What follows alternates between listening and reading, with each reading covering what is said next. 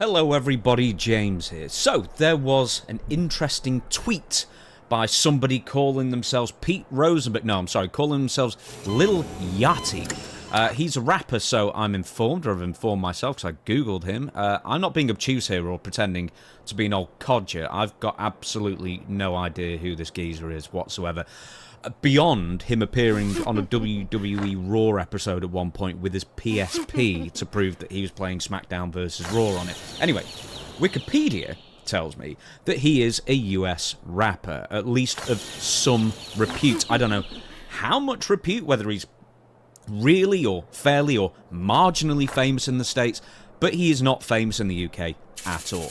He had one hit song that went, one hit song. He had one song hit number 30 back in 2022 in the charts and in the UK charts. And to be honest, the UK hit parade, as it used to be known, of the charts, are a total joke ever since that you don't have to actually buy singles anymore as any kind of barometer to success. Anyway, I do actually try and keep up with the latest music. I do listen to Capital FM for UK listeners and stuff.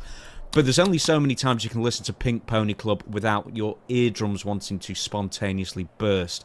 Anyway, Lil Yachty is an rapper, and he was even on SmackDown this past Friday doing a sort of like a little double act thing with Trick Williams where he's his hype man, and it was absolutely fine. I mean, Lil Yachty was like Oscar to Trick Williams' Mabel or whatever, but you know, it worked absolutely fine. I had no problem with it at all. But it also seems that Yachty is going to be making more appearances come WrestleMania and probably even the lead up to WrestleMania as well. So the reason I'm bringing him up and this whole situation up, I guess, is because he had a little temper tantrum on Twitter regarding fans or potentially the voices in his head, because I didn't actually see anyone complaining whatsoever, being negative on his inclusion at WrestleMania. So here he is. Once again, he was on SmackDown this past Friday with Trick Williams, and here's what he said. I understand you're upset, but don't try and step on my fucking moment. I'm at the TV screen every Monday and Friday religiously. I've been to more PLEs than most. I probably know more history than most of y'all. Who's to say I don't deserve to be a part of something I love so dearly? Should it be a part there? Anyway. Maybe he's just flexing with that he can actually afford to go to more WWE PLEs than most people. But anyway, yes, Lil Yachty is complaining about fans stepping on his moment. Well, firstly, who's stepping on his moment here? Because who's saying that he doesn't deserve it? I mean, I'm sure beyond the usual Twitter trolls, though, who's actually saying this? Because in the wider world, I don't see anybody complaining about his inclusion on SmackDown or WrestleMania whatsoever, or particularly praising it, or caring at all. It's kind of just there, as far as I can tell. Now, he's not exactly taking an inordinate amount of the limelight away from the main event stars like Pat McAfee is, quite frankly, who is also going to WrestleMania, but he's going to be part of one of the main events, which is absolutely a cause for concern, because the story between Cody Rhodes and Randy Orton has now been completely derailed to the point that it makes no sense on the whim of Pat's agent, who is also the boss of TKO, Ari Emanuel. Corporate synergy at its finest there. But as an aside, actually, before I get to Lil Yachty again, is Pat actually going to be kayfabing on his podcast every day leading up to WrestleMania, or is he going to be talking about how he's just playing a character? Because either way, it's kind of odd. How do you kind of play that? Anyway, there's absolutely nothing wrong with having some sort of semi-well-known person backing up a wrestler if it makes sense. And in this case, Lil Yachty's case, it does. It gives Trick credibility or the rub or whatever, but if nothing else, it's completely harmless unless he does a terrible job. But here's the second thing. Why is Yachty whining about fans stepping on his moment? And more importantly, why should anyone give a shit whether his moment is being stepped on or not? I mean, he's just basically a fan. Why should anybody give a teeny tiny rat's ass how much wrestling he watched, or why that entitles him to a WWE role or maybe respect from the fans? Because that's kind of what I'm getting from that. So, hey, I've watched this loads. Who you'd say I don't deserve to be? I'm not sure anyone is or isn't or anything like that. You're booked, buddy. I mean, so anyway, I don't know why in his mind watching a lot of wrestling is a prerequisite to deserving to be involved with WWE Pro. I mean, deserving generally is how famous are you, what can WWE get out of it, what can the celebrity get out of it. Doesn't matter if they're a fan or not, really. Like someone like Hugh Jackman turning up. I don't know how big a wrestling fan he was or wasn't, but he did his best, did a great job. You know, Matt Cardona, I'm sure, still talks about it to this day constantly. And it was sort of, you know, for a little one-off thing, it was a great thing all round. But you don't have to watch every PLE, you don't have to be a mega fan to deserve getting a shot on TV or getting booked on TV for 1 or 2 or 3 appearances or whatever it might be. So I'm genuinely now wondering how much of the blowback against Pat McAfee being revealed as the mystery caller and TKO's clear feeling that WrestleMania requires celebrity inclusion no matter what, that Lil Yachty feels is actually about him. Because honestly, and tell me if I'm wrong here, I don't think anybody cares whether he's there or not. He won't move the needle one way or the other. I'm figuring this is just a dude with some serious main character syndrome here, because Lil Yachty is an incidental character, to harp on this a bit more. Practically unknown in international markets, making a short-term, meaningless appearance at a WWE PLE. That's the long and short of it.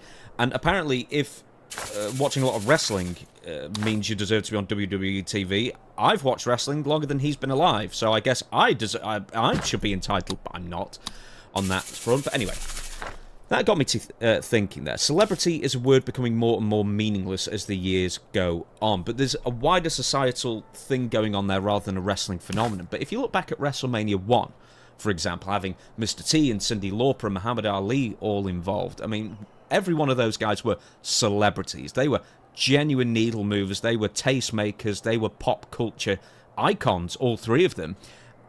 And, you know, in the zeitgeist at the time as well. It's the perfect time for all of them to be involved. You know, once again, Cyndi Lauper, and I've said this before, Cyndi Lauper, she loved doing the shows as far as I can tell. Gave the WWF so much credibility, only for Vince McMahon to randomly ghost her. And she's still not in the WWE Hall of Fame in the celebrity wing. It's a giant nonsense compared to how many people are in and how many people she's more important to in the wrestling lore, in the WWF lore, in the wider scheme of things. But they were internationally recognised, renowned celebrities and made a big difference to WWF's credibility in the long run. Lil Yachty's isn't and won't. In fact, Pat McAfee isn't a major celebrity either, at least internationally speaking. Yeah, maybe in the States he is, but not in the UK, not most other places. If it wasn't for WWE, almost nobody would have, outside of North America, I guess, would have ever heard, or who isn't into American sports majorly, would have never heard of Pat McAfee's name. Same with Jelly Roll, in fact. I don't think has he ever had a hit here? I don't know. It's actually the same with Bad Bunny as well, at least in the UK, although he had a massive following in the States and Latin countries, like from, I don't know, 2021, 2022 onwards, where he was like a major name. The only major celebrity that they've had with real international cachet that WWE has latched themselves onto in the last few years is Logan Paul. And he's famous for a lot of the wrong reasons. But anyway, there are less internationally renowned celebrities these days because so much of media is split off into their own niches and paywalls, and more than ever, or less than ever I should say, families just don't sit together to watch the same shows because a phone exists and you can watch whatever you want on your own phone. So it seems to be, you know, major movie stars, some major television stars, only a select few recording artists and sports stars that are well known across all countries and also different generations would actually be a kind of needle mover, and they would have to make sense in a wrestling context. And influencers are also a big deal, but once again, only really to the younger crowd, with WWE's audience also being very much not the younger crowd as well. So you kind of don't really know how much they would make much of a difference. Like IShowSpeed, apparently massive to the under 30 crowd. I would have never heard of him if it wasn't for the WWE. But if you go back a few decades, one appearance on television could see you mobbed on the streets the next day, even if it was a brief appearance on changing rooms or something. There was, you know, 90s and beforehand, there was, you know, far less choice, fewer well-known faces, and celebrities were just simply a bigger deal back then across all genres. But the point here is that a lot of these so-called famous names WWE are desperate to attach themselves to these days. I've honestly never heard of most of them, and it's not like I don't have a TV. It's not like I'm not on social media all the time. I just don't know who a lot of these people are. because WWE, yes, they're obviously, you know, mostly catering to a United States crowd. I understand that as well, but as an international viewer, I'm about, I don't know who they are. Like, I'd never heard of Travis Scott prior either. And once again, that's not necessarily a bad thing to have celebrity inclusion that doesn't have, you know, an international cachet to them, or, you know, much of a name outside the States or North America or whatever, if they don't get too much in the way. Like, for example, Travis Scott did. I've no problem with celebrities, whether I've heard of them or not, being part of WWE corporate synergy and all that. And I, nor most other people I wager, has a problem with Lil Yachty being a part of WrestleMania in his role with Trick Williams. It makes sense. I just think it's a few random people with a few random social media accounts trolling him and saying that he had a problem or he didn't deserve it or whatever, and Lil Yachty immediately bit on it and started to try and justify his inclusion like he was owed, which is just also the wrong thing to do. So really, the moral of the story is, celebrities, you know, they can take the paychecks, enjoy it, enjoy your day, and don't act like you're the main character when you're kind of not. And to the fans, Triple H and WWE and TKO especially do not care what you think, and they believe that they are going to get all that extra media attention with whatever celebrity that they can attach themselves to that will immediately magically turn into additional viewership. It doesn't matter if they are celebrities that add something to the show or not. It just matters that they are somewhere, somehow, famous in something. And that's enough for the TKO era of WWE. So you're kind of just going to get what you're going to get, really. Thanks for watching, and don't forget, enjoy the show.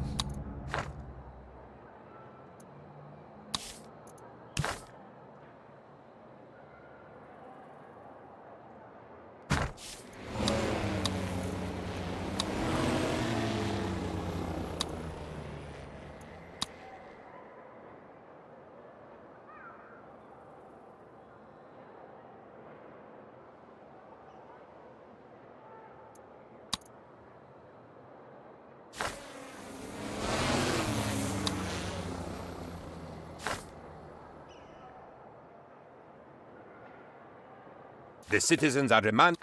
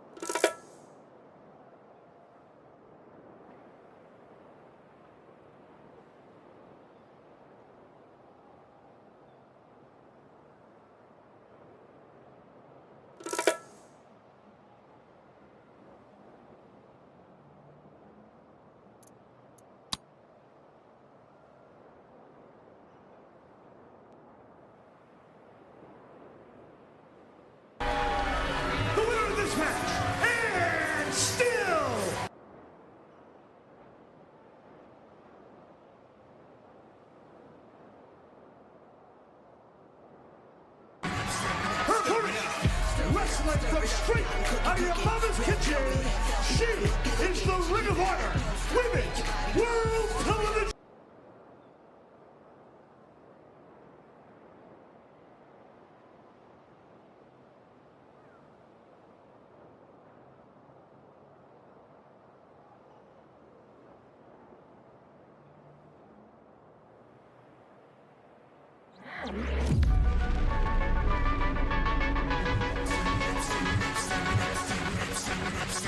Stir it up. Stir it up, got 'em cooking, red velvet. She got 'em looking, she keep it hot, don't stop, make your body drop. Stir it up, cause she bout to make your body rock. Stir it up, got 'em cooking, red velvet. She got 'em looking, she keep it hot, don't stop, make your body drop. Stir it up, cause she bout to make your body rock. Red, we gon' start with the R, realest of the real, relevant, raw, ridiculous. She ain't got no time for no lames. R.E.D., she the realest in the game.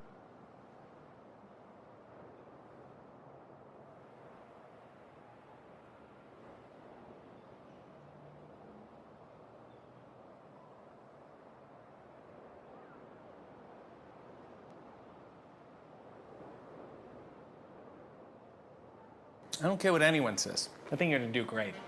Welcome to Hey EW. I am RJ City, and my guest is Red Velvet Hey. Hello. How are you? I can't get into it right now, but I'm trying my best. Okay. You were born in Miami, Yes. but you said you were poor. Didn't you say you were poor? I heard you were poor. How poor are we talking? How poor are we talking? Yeah. Poor. Like Dirt poor? Flat broke? flat. Not flat broke. I mean, kind of. Growing up, we didn't have much. You know? My dad's bad spending. You know, we got the short end of the stick. I have to say, though, out of all the places to be poor, Miami's not so bad. Miami's not so bad. Yeah, consistent weather, people in rollerblades and thongs, and good estate sales because everybody goes there to die. Seriously. I would rather be poor in Miami than rich in Duluth, you know what I'm saying? I agree. Recant your statement, saying being poor in Miami wasn't so bad. Being poor in Miami was not so bad. Excellent. And there was always great food, so. See? Not so bad at all. You got no money, that's the place to move. Your parents are from Colombia. Yes. All I know about Colombia is that there are 2 stimulating, addictive substances that come from there that have affected my life in wildly different ways. Sum up Colombia for the people. Colombia, for me, for the people, apart from what he said, is great coffee, some amazing arepas, good weather, a little bit of heat and a little bit of cold, depends what side of Colombia you go. And if we're talking for the men, you know, they have great things to say about the Colombian women up there, you know. Doesn't pertain to me, Right. but. And they make all those jackets, too. According to my ethnicity research team, you are Afro-Latina. Yes. Do you get both months? Both months? Yeah. What do you mean, both months? A little bit of. Are you on both graphics? Oh, actually, yes. Yes, I am. I Really? get both. Yeah, Hispanic Heritage and Black History Month. So do you have a favorite month? Keep in mind, this will probably air in February. I'm gonna go with a little bit of both. Okay. Let's go with a little seasoning here, a little seasoning there, you know what I mean? You know, I get the other 10 months and I'm not so crazy about any of them. Do you sometimes perhaps play up one over the other when it's to your advantage? Yeah. Code switching? You do some code switching? Give me an example of your code Little switching. example is, you know, when you're around people that think you don't speak Spanish and they start talking bad about you in Spanish and then you return the insult in Spanish. That's the best part. And if we're going on the Black History Month, I mean, from an outside perspective, I look just full African American, so Right. I guess that gives me a little bit of leeway on that end. But I'm pretty much almost 100% Hispanic. Okay. Just how I grew up. Yeah. Traits, traditions, very Hispanic. It's good to keep both graphics on you, though, as evidence. Yes, yes. You know, get more the nice merrier, right? Discounts that way. Your father was champion boxer Prudencio Cardona, and your uncle was also champion boxer Ricardo Cardona. Yes. And your brother Matt collects action figures and works on the indies. You dabbled in boxing, but you were so small that your weight class allowed you to only box 9-year-old boys. Pretty much, yeah, pretty much. Why didn't you just up the 9-year-old boy? You know, at the time I was 12, so I was 12 weighing the same as a 9-year-old boy, but mom wasn't about it, and mom called the shots. So. Really? Yeah, she was more protective of it being boxing and me being so young and the hits to the head. My dad suffered from Parkinson and Alzheimer's, so she was like, But like 9-year-old boys are like the most punchable demo. I know.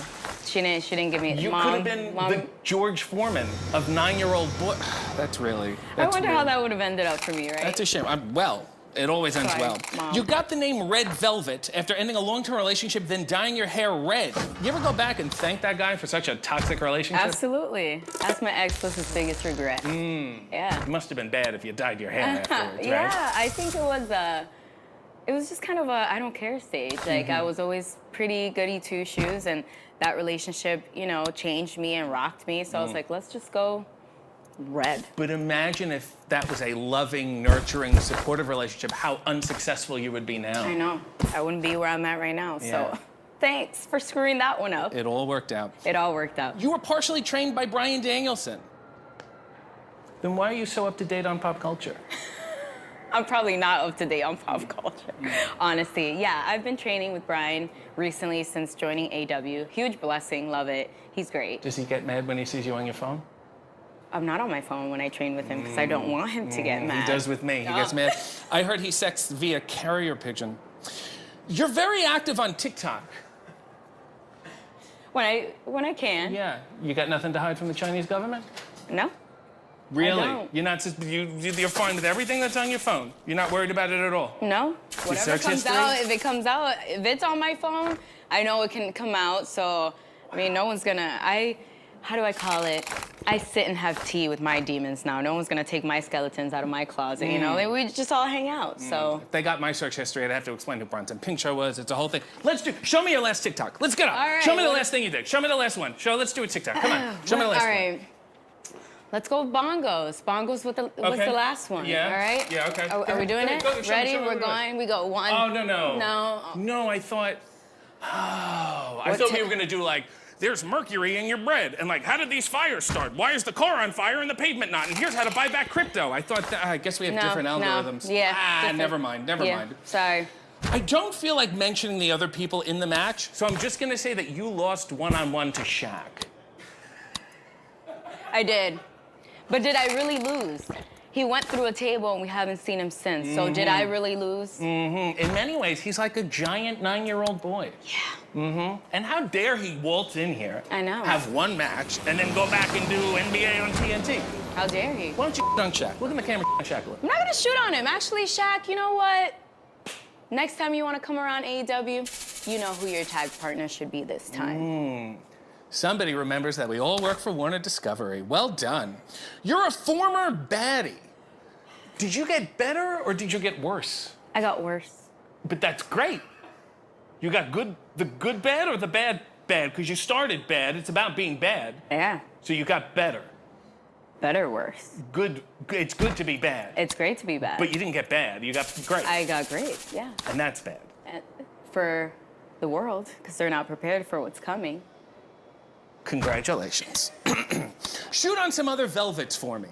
The song Black Velvet by Alana Miles. I don't know the song, so I guess that's a shoot, right? Snubbing Alana Miles. The 1986 David Lynch film Blue Velvet. No. Shooting on David Lynch. Former women's champion and my virginity taker, Velvet McIntyre. Please be kind. Please be kind to her. You took some from RJ, so congrats. You did, and I'm so happy you have it. Cherish it. Barefoot. I'm not going to get into it now, but finally, South Korean women's pop group Red Velvet. Yes, I don't have anything to shoot on them, but I do get confused a lot of the time, you know, when I'm trending or they're trending, so that's kind of... Do you think people come to AW shows and they go, Red Velvet, and then you come out and they go, oh. No. Oh, okay. All right, They fair go, enough. ooh, tasty. Congrats. In the past, you've said, don't date in the wrestling business. Why? What could possibly go wrong? Everything. Like I said, I asked my exes, Yeah, and then you got to dye your hair again. It's all that. you know? And then I went red again, but now I went red because now I'm actually happy with who I'm with, so. Sure. Let me give you a little tip. You should date the most average wrestler possible. Because if they're bad, it's embarrassing. But if they're too good, you get jealous. You got to go for just straight middle of the road. That's a tough one, because, you know, I knew it! I'm not average, Knew my so, idea was you know, brilliant. why date average, Teamsters right? are I have now no an problem telling you endangered that I would species, never date you, and Presidente. I'm not going to disclose Future why. generations are going to look at The stuffed feeling is Teamsters mutual, in so museums I as a won't disclose testament to either. how inefficient everything was before look the forward to age not of dating. drones. Same. Yeah. Would never work out between us. I wouldn't even like an Instagram picture. Fine, don't. I'm not even gonna look at your story. I'm gonna put you on mute. Okay, you're gonna hide my story? Yeah, I'm gonna hide your story. Yeah, your engagement's gonna go down. Okay. Yeah, go do another TikTok. May I make a small suggestion? Sure. You need to revamp this whole cake analogy. Okay. Okay? How so? Well, first of all, you come out, it says you're hailing from straight out of your mama's kitchen. What's up? Did my mom bake you? Are you created by my mom or are you my sister? Is the kitchen her vagina? Is my question. Whoa, I mean, you know, people do have bun in the ovens. I never really saw it Right? like that. Yeah. But I'm gonna assume that your mom was a good cook, right? Uh-huh. Majority of moms are good cooks. Yeah. But this, I come straight out of your mom's kitchen, but that goes for the sauce daddies and the pappies and the grandpas and everyone who's in the kitchen and who's a great cook. Yeah, So, but then you come out wearing an apron. So are you Yeah. baking with my mom in her kitchen vagina? Yes. Not in her kitchen vagina, Okay. but I am baking with your mom and their mom and his mom. And you're baking yourself. too. Yeah. It's sort of an existential thing. Yeah. You're creating yourself, right? And then you stir it. Mm-hmm. You stir it up. You do this thing. And that's great. I like it. But you have to admit, it's a very truncated version of the cake making process. What do you mean by that? I say you get on your feet. Let's do a full cake making entrance. Here All she right. is from affluent Miami, straight out of my mother's thing. Red velvet. And you come out, right? Okay, here we go. Preheat the oven. Okay, okay. Give me a Preheat little the more, oven. You never calm energy. You know, you can't bake with anxiety, all right? Preheat the oven. Okay. Preheat the oven. Grease the pan. Grease the parchment paper. Okay. In the dry bowl, whisk the flour, baking soda, cocoa powder, and salt. In the wet bowl, mix the butter and sugar. Add the sugar, egg yolk, and vanilla extract. Now whisk, whisk, whisk. Now add the dry bowl to the wet bowl while continuing to mix. Add the food coloring. Put in the oven for 30 to 32 minutes. Whew, but we're not done. We still have to make the icing. Whisk the cream cheese, butter, sugar, vanilla extract, and a pinch of salt. The cake is done. Put on your mitts. Pull out the cake. Now layer the icing gently yet methodically and refrigerate for 30 minutes before serving. Now that is an entrance. That's something you should really do all the time. And now here, I prepared some cake-themed catchphrases for you. Gotcha, Let's try okay. these ones out. Okay. Whew. And I have an accent, I guess, so I might. Great. He'll help with this. Yeah. I'm gonna kick you in the butt. Bunt. That's correct. Bun. Really nice. Good start. I'm gonna tiramisu you for everything you've got. I'm Take it. Knock yourself taking out. it. I will. You're gonna die of diabetes. Why didn't I think of these? I'm kind of jealous now, but he gave them to me, so I'm That's gonna what happens use them. when you don't But take me. Go ahead. Continue. Well, we never will. I'm gonna give you a yeast infection. That one, Relatable. Right. Relatable. Wash your hands, kids. Continue. stir it up your derriere. Let me handle that one. Stir it up your ass. See, Like, because stir it up your ass. Yeah, the 90s are back. I think it's gonna work. And finally, And finally, someone left the cake out in the rain. I don't think that I can take it because it took so long to bake it, and I'll never have that recipe again. that was beautiful. That was emotional. Cherry on top of the cake, right? Not so hot. Well, this has been a ganache. And to anyone who doesn't like red velvet, I say, let them eat cake. And I don't mean you. I mean cake in the general, in the peasant sense, like they're poor. Not that Like you're me. poor. No, you're not poor anymore. I'm sure you're doing Okay, well. okay. Sure your mother's doing well, right? Sorry about the punching the kids. No, you're not poor. Anyone who's not poor, eat the cake that's not her, if you don't like her at all.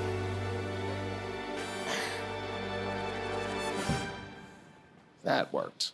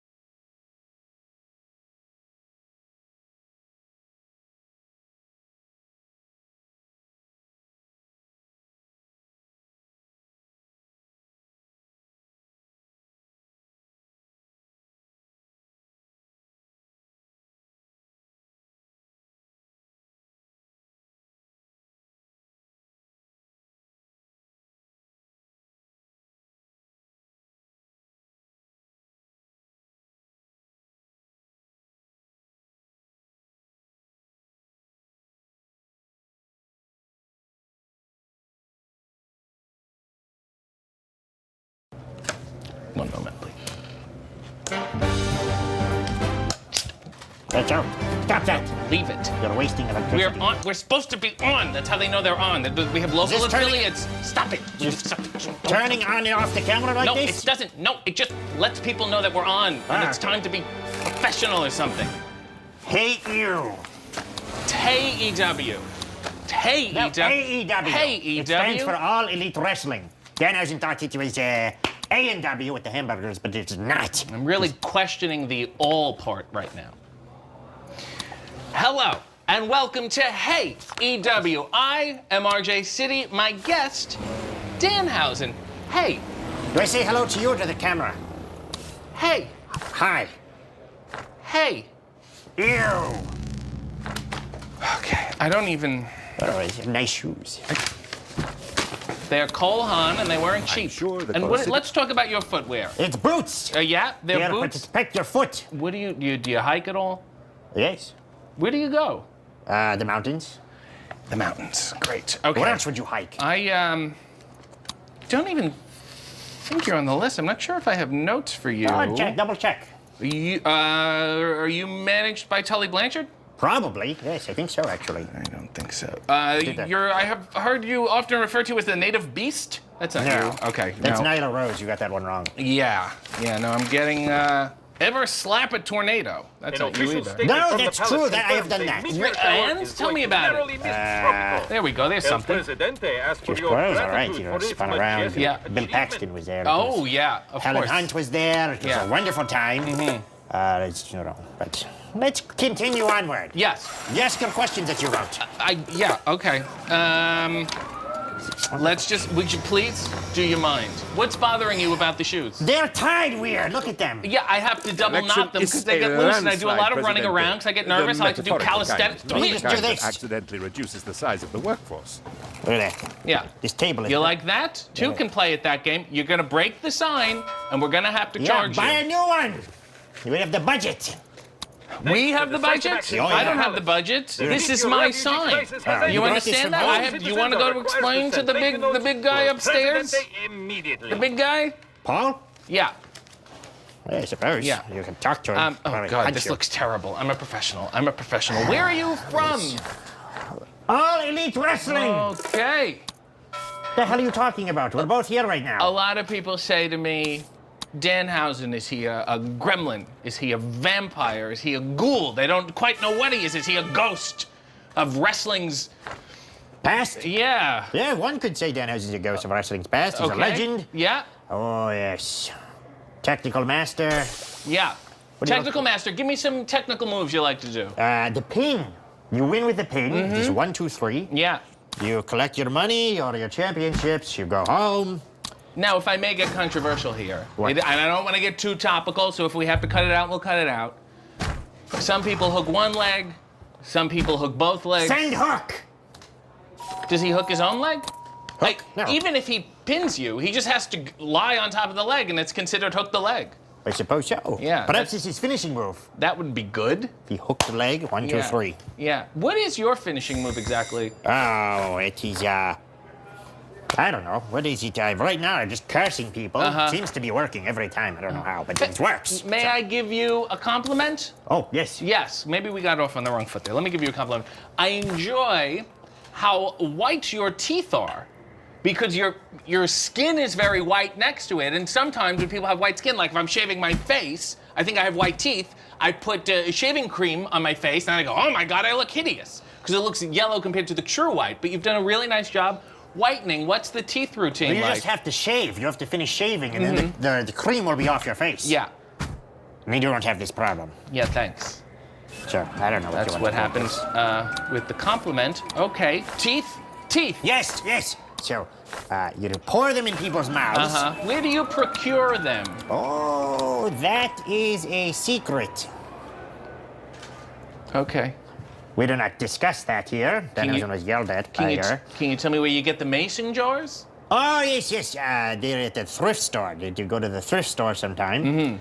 They have this section. Yeah. They're used.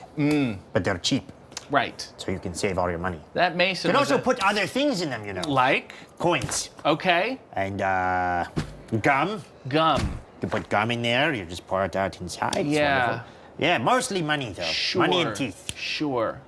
What are your future ambitions just in life? You don't even need to work. Just give me something that you want to do in the next 3 to 6 months. Oh. Ooh, let's see. Do you have any ideas? Do I have any ideas? Yes. What do you want to do? I'm quite going a to flip it on few. you real quick when I think. You know, I would like to open perhaps an antique store. Oh, you sell mason jars? Yeah. Well, I support your small business. That would be great. Yes. Well, Danhausen could do, some sort of... Danhausen never got his blimp. No. What is it about the blimp? What do you enjoy? Because Because can no ask one them- has one. Right. And you would use it for travel? Well, I don't know. I just want it because no one else has it. Right. You would just keep it in the yard. Yeah, let's show it off. Good. You have one of these? They'll say no, obviously. Are you a property owner? What do you mean? Do you own property? Do you own land? Where do you live? Oh, it's none of your business. I'm not telling the camera where I live. You got any pets? Yes. Well, I want to say thank you to Danhausen. You forget my name. No. Dan Reginald Hausen. City. Daniel Hausen. R.E.J.. You want to play this game? We can play this game. Did you say Daniel Hausen? Yeah. Yeah, Trent keeps calling Danhausen Danhausen. I think he's misunderstood. Daniel Do Hausen. not do that. Yeah. I have a question for you, by the Yes. way. With all this Ring of Honor talk going Oh, on. yes.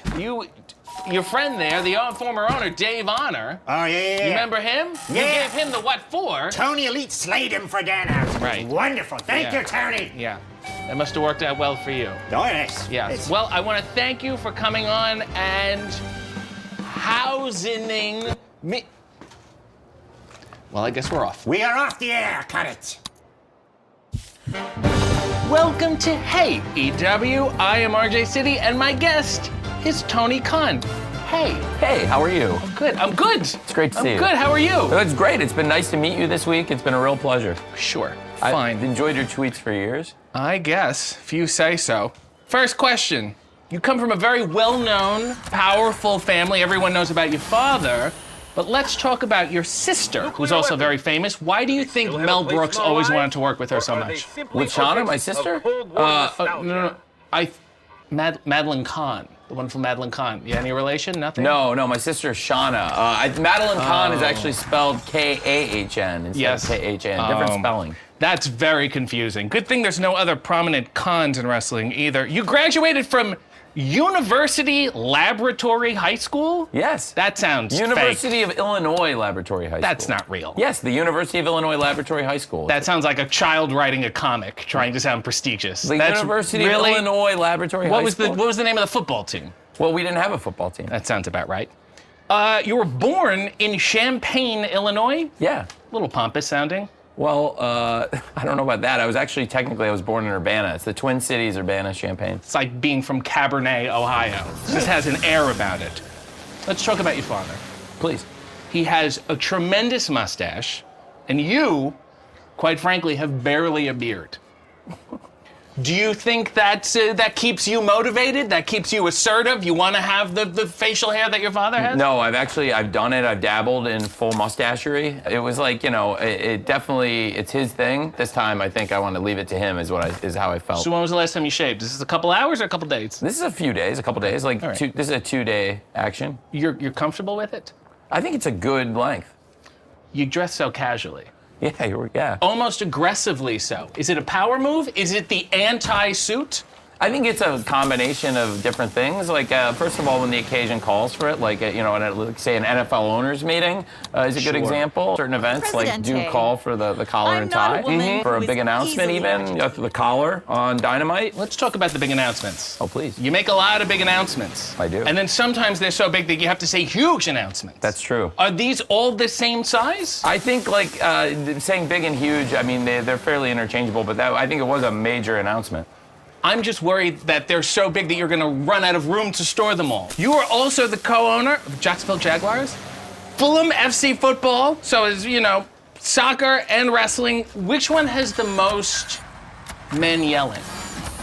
Well, it could be, I would say it could be any of them because there's a lot of fans yelling and we get big attendance in all of them. So it just depends on the event. The Jaguars have a big stadium. Fulham, Craven Cottage is a beautiful, intimate setting. It's not quite as big, so at a Jags game, there might be more yelling. But in general, I think the professional wrestling business, we get a lot of yelling and chanting too. It depends. It's typical non-answer. In all seriousness, thank you for coming here, because I'm a fan of your work, and that's why I asked you to come. And I really enjoy your bits, like your stand-up comedy bits about wrestling moves.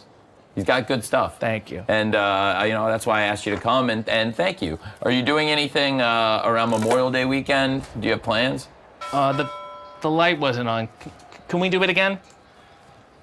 Well, I was just about to ask you to come to Double or Nothing for the road to Double or Nothing. Are you the light? But it was actually rolling. We got it, right? We got it? Yeah, we got it. But this is kind of the thing. Do you mind? We just spent a lot of good time. I think it was pretty good, man. I don't know if we need to do it again. I don't think you quite understand what I'm after here. I appreciate it, though. Thank you. Sure. I think it's kind of ironic that it was off, and hopefully now this interaction has made it all the more worthwhile. Sure. Thanks. Everyone, thanks for joining us today. It was a great segment. Oh, I guess this is your... Yeah, it would be.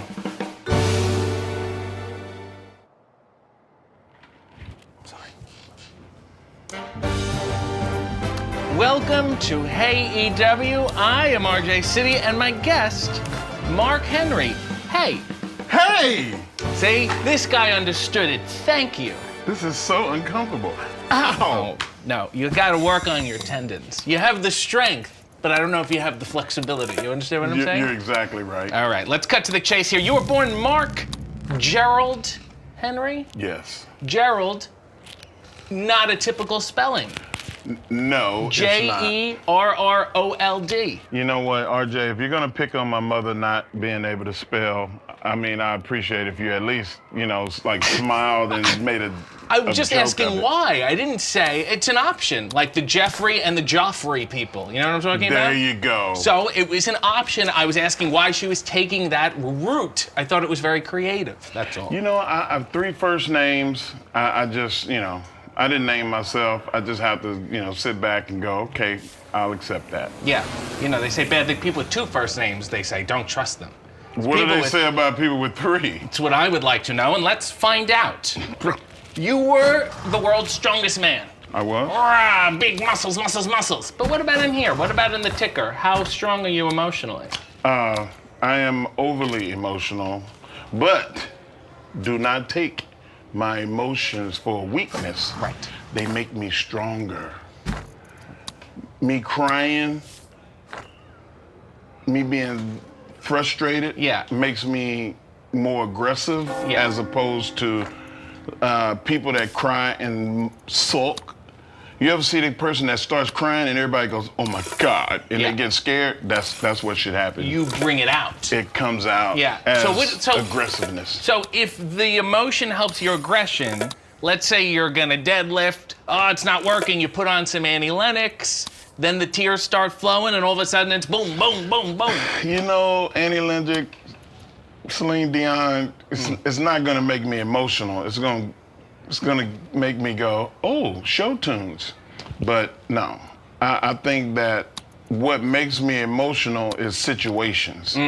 Like if somebody tells me a story about a kid that didn't have a lot, and that kid found something like sports or music or art, and they were able to go to college. They got a scholarship. They got noticed, they got recognized, and that's how their fame happened. Like, that kind of stuff makes me emotional. You're a good crier. Yes. Yeah, I understand. Let's talk about a story I heard about you when you were a kid. Uh-oh. You claimed that you were at a wrestling show, and Andre the Giant walked by. You went to go reach out and touch him. The barricade fell. He picked you up, and he put you back and fixed it? No. No? It was real close. Oh, okay. These badass kids behind me, as I'm reaching, push me. Yeah. And my hands were on the floor. Okay. So it's like a bicycle rack. Right. So now my feet are up, and Andre's like, what the hell? And he picks me up and puts me back. Listen, I was already a wrestling fan. I was at a wrestling show trying to reach out and touch him. Yeah. But after he physically touched me, I felt like, man, I didn't know that I could be a wrestler. I didn't know if there was an option for that for me. but it put me in the mindset that I would always be a wrestling fan. Well, that is a great story, and thank you for making it up for me. What do you think your weakest tendon is? My weakest tendon? Yeah. Wow, I don't think I have one. No, I'm serious. Like, Really? I've never strained a ligament Nothing? or tendon. Everything has been muscle or bone. Fascinating. Flex magazine called you the second strongest man that ever lived. That's gotta sting.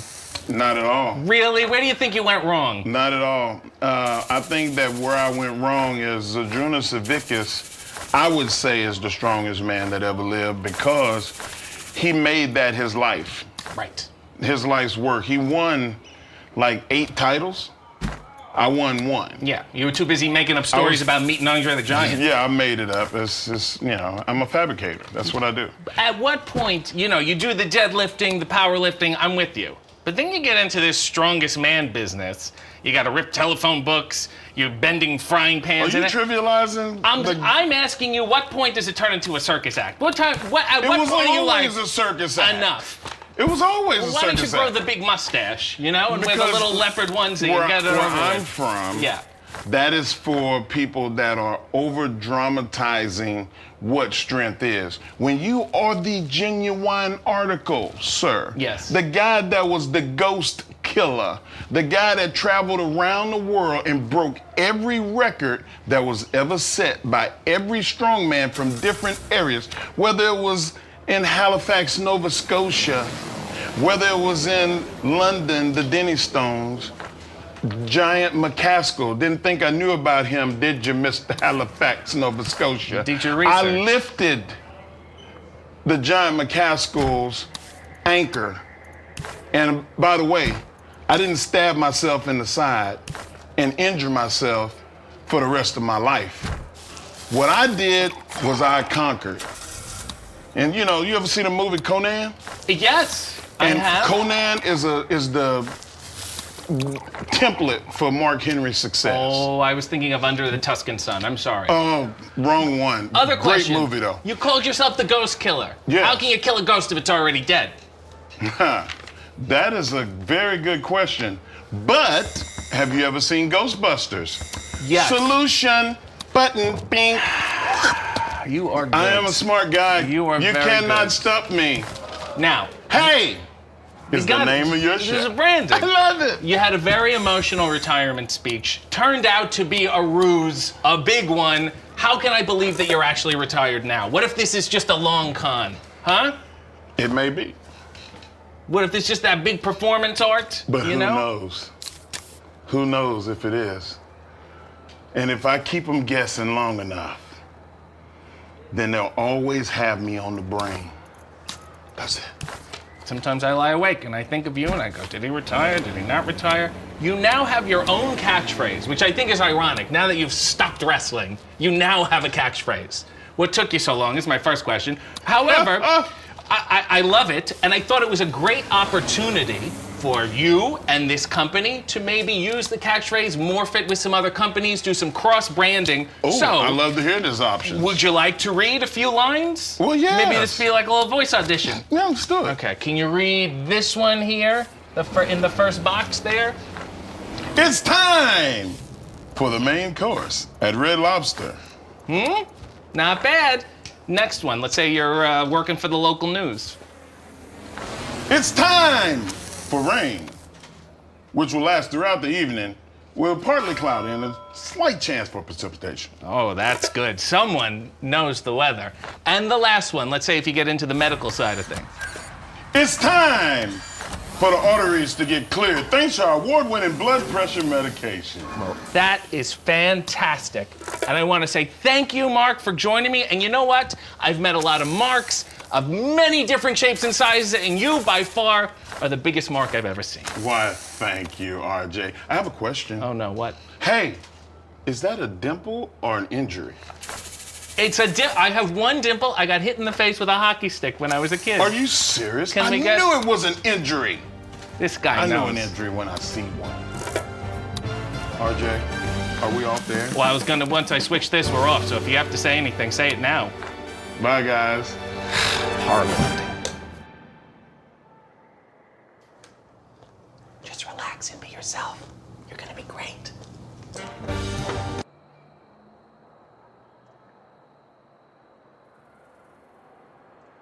Welcome to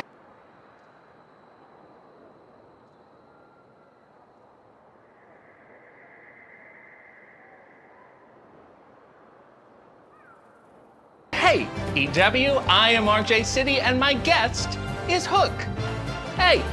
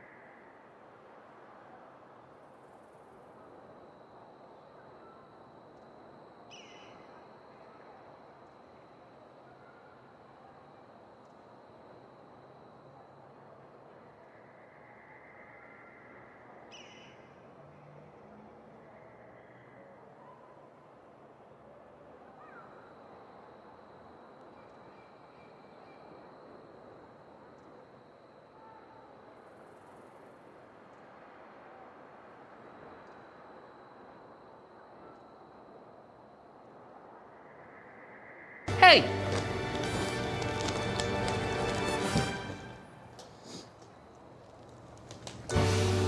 Hey! Hook, hey, hey, Hook. Hey, Hook. Hey, Hook. Send, Hook. Receive, Hook. Hook. Mr. Hoffman. Hey. Hey, Hook. Hey, Hook. Hey. Hey, Hook. Hey, Hook. Hey, Hook. Hey. Hey, Hook. Hey, Hook.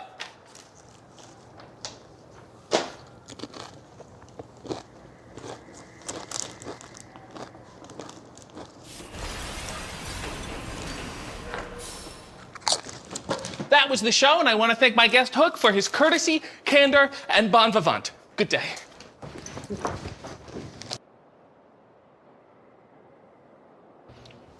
Just give me a minute, I gotta turn on the sign.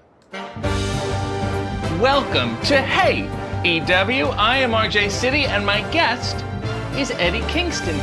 Hey. So,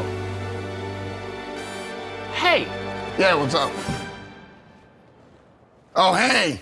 Thank you. Thank you very much. Now, first of all, is it okay if I call you Edward? I'm a little uncomfortable calling you Eddie. I feel like I haven't earned it. I feel like I don't want to be too informal with you. Is it okay if we start at Edward and then get to Eddie?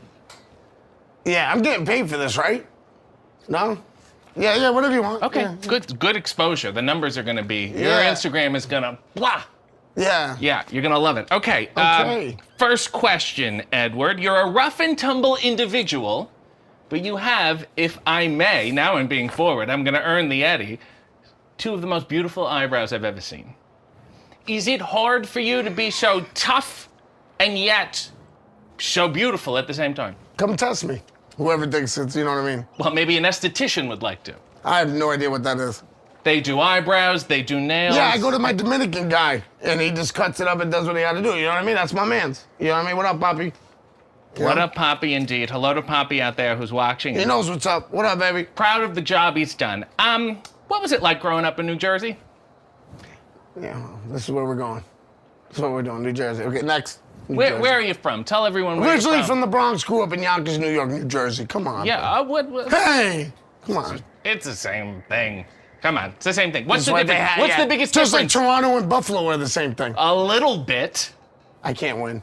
Next. Next question. Okay, you've said that watching wrestling as a child is what kept you out of trouble. Yes. And that's why you're so grateful to wrestling. But like, you could have watched anything else. Like what? You could have watched any show at the time, any cartoons. You could have watched Dear John starring Judd Hirsch. Never. Imagine if you watched that. How many books you would have read. How eloquent you would have been. I like books. What's the last book you read? See, you do. Oh, Moxley's book. I read Moxley's book. Do you remember a passage you'd like to share with us? Yeah, he called me a bitch in it. He said I was an emotional bitch. I told him about it later. Mm-hmm. Now, you're not wearing the I right... also love Shakespeare. Go ahead. Okay, give me some of your favorite Shakespeare. Macbeth's actually my favorite Shakespeare. I can't give it to you straight, but the Tomorrow Soliloquy, right? Is that what it's called? No. You're thinking of Annie. No, that's Macbeth. Tomorrow and tomorrow and the tomorrow. The sun will come out. No, it's not that. He's trying to play me. I don't know what you think you've seen. It's right after Lady Macbeth died, and the and then Daddy Warbucks comes and he says, "I'll take that one." Oh, and I'm uneducated. Next question. You always wear those shoes, those hip streak shoes. What are they, lugs? Can you tell me what those shoes are? A pair of lugs? See, I'll take the disrespect all day about me being dumb, but don't disrespect the Timbs. Timberland. Yes, Timberland. Yes, made by the wonderful musical artist. Do you know him? So much. Are you a fan of him? Tell me what you did. Everyone's laughing, but I'm like the only one that's not. I don't understand. That's not funny. Next. Trying to get some. Well, this is my thing about the Timberlands. I did some research. I do have notes. And they're like a camping, nature hiking shoe. Like, when was the last time you went camping? I was like 8 years old. Yeah, exactly. Yeah, no, but you know what I mean? Wu-Tang made them popular, you know what I mean, for the street. Did they go portaging or something? Nah, they were in Staten Island, man. They were in Shaolin trying to, survive, so they needed their Timbs, baby. What up? Shout out to my man Ghostface. What up, baby? Okay, next question. Oh, wow, okay. You're often considered to be the best talker in wrestling. Yeah, I don't Many like people that. say that. I don't like that. Everyone says that your interviews are very emotional, honest, and raw. What is the key to faking that? That was good. That's a good little swerve. Yeah. How do you turn it on? Because I've seen you backstage. You're like, let's get this over with, blah, blah, blah. Yeah, and then you go, ta-da. Yeah, I go, ta-da. What? This is my therapy. This is what I do. I use it as therapy. Instead of hitting people like you, I do that. Could I make a small suggestion? Not at all. An actual not therapist. At all. I said not at all. An actual therapist would be a great idea. Why are we doing this? I'm gonna talk over him. He's gonna hate it. That's like, have to redo this. That's like coming here and saying, "Oh, I have clogged arteries. Wrestling is my heart surgeon." Now, get a heart surgeon. You understand what I'm saying? You could still wrestle and go to therapy. You've got the time. Next question, Ed. I think we've grown to the Ed stage. Ed part, yeah. Yeah, here we go. You've often admitted, though, even though you are a great talker, you just said to me that you don't know that many words. You do that. I don't know what you're talking about. Don't know what this word is. No, because you say that. You say big words. Well, so this is my thing. You could say a simpler word. You know is there a word that you have in your back pocket that you've heard or that you've read and you haven't quite used yet, and you're waiting to just... No. Nothing? No. Can I throw some at you? Yeah, please. Okay. And try to use them in a sentence, maybe. Let's do a little exercise here. It's almost like therapy. Festoon. I'm gonna festoon you if you don't shut up. There we go. Next one. Milieu. French. Yeah, I don't speak French. America. Purview. Purview. Okay, last one, and this one kind of reminds me of you. Lackadaisical. See? He's faking it again. That's fun. He's pushing it. You've had your biggest success relatively later in your career, correct? Mm-hmm. And you also seem to struggle with the issue of respect. People respecting you. So would it be fair to say you're the like Rodney Dangerfield of wrestling? I'll take that. Yeah? You want to do the tie adjustment? No, I'm good. You sure? Yeah. It'll read. No, it's great. I don't know what that is. Well, I want to say thank you for joining me, Eddie Kingston. And in honor of one of your signature moves, I hope you spin back here and fist me soon. Jesus H!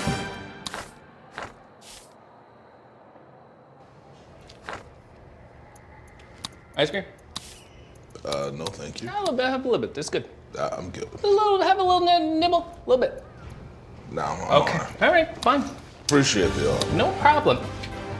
Welcome to Hey EW. I am RJ City, and my guest is Keith Lee. Hey. Hey. Good. Okay. Let's start at the beginning. You were once a parking lot attendant at an amusement park. How did that shape you as a man? It made me a lot darker. Mm-hmm. It was a summer job. Mm-hmm. Oh, yeah. Turned about 8 shades darker. Do you still remember your pointing or your waving in? Do you use that at all in your ring work? I just answered questions for people who got lost. All right. You played football for Texas A&M. Yes. Yes. They said you were good enough to go pro, if I may. But you quickly became a wrestler. So my question is, why leave a profession where you could hit men while being cheered by thousands of people, only to completely change gears and join a profession where you could hit men and be cheered by thousands of people? I think that a lot of it has to do with my grandmother. Yes. Yeah, she has had a very healthy love for the sport, and that's something that inspired me. You don't have to wear the helmet either. Well, yeah, it's also a one-man sport as opposed to depending on 10 other people. Sure. You don't like being in stables? You're not that kind of guy? You're not a faction guy? As you can tell, I'm kind of a loner. Yeah, I understand. You started your wrestling career as Kevin Payne. Tell me about Kevin, and here's my question. Why change your name to Keith Lee when your real name's Kevin Payne? Well, the reason that I changed my name to Keith Lee is because Keith Lee is actually my real name. Oh. Kevin Payne was developed by some people in a class that I was training. It is cool, though. You could have been like, hey, here comes Kevin. Could you give me a little... Safe. Give me a little Kevin Payne right now. Let me see Kevin Payne. Oh, that's it? The old Kevin Payne face? No? There's no Kevin Payne? No, it doesn't exist anymore. Oh. That guy stopped in like 2008. Well, that's a shame. Nah, it's a good thing. All right. Yeah. Okay. Have you ever thought about changing your name or your gear again? No. Oh, okay. Fair enough. Why the hood on your entrance gear? Got no sleeves there, but then it gets a little chilly. My grandmother, when she goes to restaurants, she says, the air conditioning is blowing right on the back of my neck. Do you feel the same way?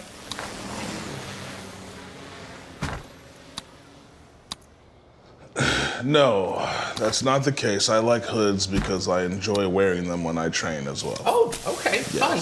Let's talk about your voice. A lot of people talk about your voice. A lot of people listen to your voice. People are nutty about your voice. I close my eyes and I think this guy is hosting a late-night relationship advice show in 1974. It's almost one of those things where it's like the level of it, the tone of it, is almost implicitly sensual. Like you can't not be sensual in a sense. Sensual? Oh, come on. Are you kidding me? Sensual? Absolutely. Like, do you go to the mechanics and he starts getting turned on when you tell him what's wrong with the car? Because he's like, this voice is fantastic. What's the question about my voice? Let's. Well, how do you feel about it? I mean, it's my voice. I don't have a feeling one way or the other. This is just who I am. Right. Well, so this is my next question. You've sung your own songs in the past, your theme songs. Yeah. You've chosen not to do so for AEW. Some people are disappointed. Do you think you'll ever feature on a remix of it and stand in the background and say, "That's my name," or something? No, that wouldn't be the way I would do it. I like Mr. Ruckus's work personally, but while that was an option, I wanted to do something a little different, I think, this time. And the times that I've done themes, those are actually the only times in my life that I've rapped, so yes, it's a little weird, and I can't have a sing-song for an entrance music, because that would be less inspiring, I think. Right. Well, you could do maybe a little like a Pavarotti kind of thing. You change gears. Maybe bring back the Kevin Payne, do like a little opera thing. Something to think about. No. Ice cream? Also no. Just didn't wonder if you changed your mind. No. Do you think that the nickname Limitless is irresponsible? I feel like you're encouraging people to speed. To speed? It's a little reckless. I have no limits either, and then all of a sudden, in every scenario where I have defined the term limitless, whether it be in terms of work or training or goals in life, never have I once ever mentioned driving a car. Well, you can't tell me you're not driving down the Pacific Coastal Highway and you see 120 and you go, that doesn't apply to me. You know? Yeah, I can tell you that that's never been a thing. You abide by the laws of the road. Generally, I think that we all should. It's a good thing to clarify. So let's show everyone that you do have some limits. Let's set some limits here. I'm gonna throw out some questions. You give me a limit. How many cheese strings do you think you could eat in one sitting? You have 30 minutes to eat cheese strings. How many do you think you could have before you say that's enough? I've never done such a thing, so I really have no idea. It's a healthy limit. You abstain from it. That's good. I think it's very encouraging. How many episodes have you watched of the sitcom Wings? What? Wings, Steven Weber, Tony Shalhoub, Thomas Hayden Church. That's not an anime. Anime is what I watch. Okay, well, I think you can increase your limit on that. It's really, really an excellent show. You do a lot of puns with your name. You'll on Twitter, you'll add Lee to the end of things. I've seen it. It's almost like you're the walking adverb. You know what I mean? Okay. Let's do a little word association with Lee words, okay? I'm kind of terrified, actually. I will express how I feel with a Lee word, and you can answer with a Lee word, and then we can volley back and forth. Ooh, I don't know. You make this kind of weird. Maybe. Okay, let's give it a shot. It's okay. Adamantly. Fervently. I wrote some down. Accusingly. Adamantly. Motionlessly. Emotionally. Very good. See, that worked out well. I think that was fun. Okay. Now, online, and by online I mean the internet, there have been some rumors swirling about you, and I think it's important now that we take the time to address them head on. So I'm gonna throw them out there, and you can either confirm or deny. Okay? Rumors? Yeah, rumors. They are plastered all over online. Relevant to me? About you, specifically about you. So I think it's important that we address them, okay? I don't keep up with the internet like that, so this should be interesting. Okay, confirm or deny. You look like a guy who says, mushrooms. Confirm. You look like a guy who's had a pleasant conversation with a senior citizen at a bus stop. Confirmed. You look like a guy who uses the audio guided tour at a museum. Confirmed. Oh my God. I've only done it a couple times, okay? You look like a guy who's developed a bond with a horse. Confirmed. Oh, jeez. You look like a guy who claims not to be a fan of Lou Rawls, but can name his entire discography. Deny. Ah, got you on the Lou Rawls. We got one. Oh my God. You look like a guy who values a comfortable walking shoe. Don't all humans? Confirmed, I guess? Okay, good. It's good to have arch support. I didn't say it's a bad thing, they're just rumors. It's just a strange one. You look like a guy who enjoyed the back half of Steve Martin's film career. Confirmed, I guess. Wow, this is gonna be. You look like a guy who uses a hat rack. Confirmed. You have one, you take that off and you go. We have a few. How many hats do you have? I have quite a set because I like different hats to train in. This is my extremely worn travel hat. Yeah. But then also, Mia has like an abundance of hats that she just sits on. So you have a set of hat racks? Like 3. That's a lot. That is a lot. Set a lot. limit on your hat rack. No, my hats are also limitless. You look like a guy. You look like a guy who puts a question mark at the end of their Google searches. Occasionally. Because Google needs to know that it's a question. They need you know, to know. You're communicating well. You look like a guy who knows how to properly dress in layers when it's chilly outside. Catch a breeze, put on your scarf. Circumstantial. Yeah, well, that's why you have that hood on your entrance gate. Yeah, occasionally, right? Yeah. Well, I want to thank you for coming here and being emotionally bare, but yet as cool as a cat. I do my best. Mm-hmm. Okay. Oh, have a bet. Just have that one. looks like brain freeze. Just have one. I'm gonna stick with this. Sounds good. Good luck.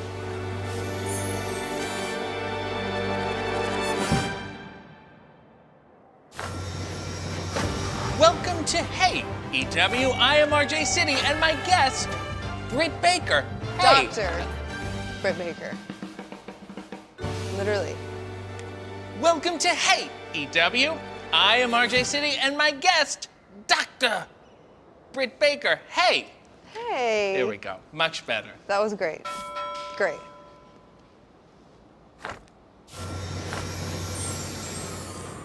I don't know what I'm supposed to do here. What are you doing?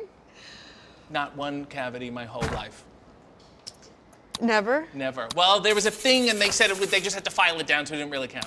So? Must have too much pre-workout, but good. When was your last checkup? Oh, 3 months ago? And no cavities? Nothing. I would like to see your x-rays.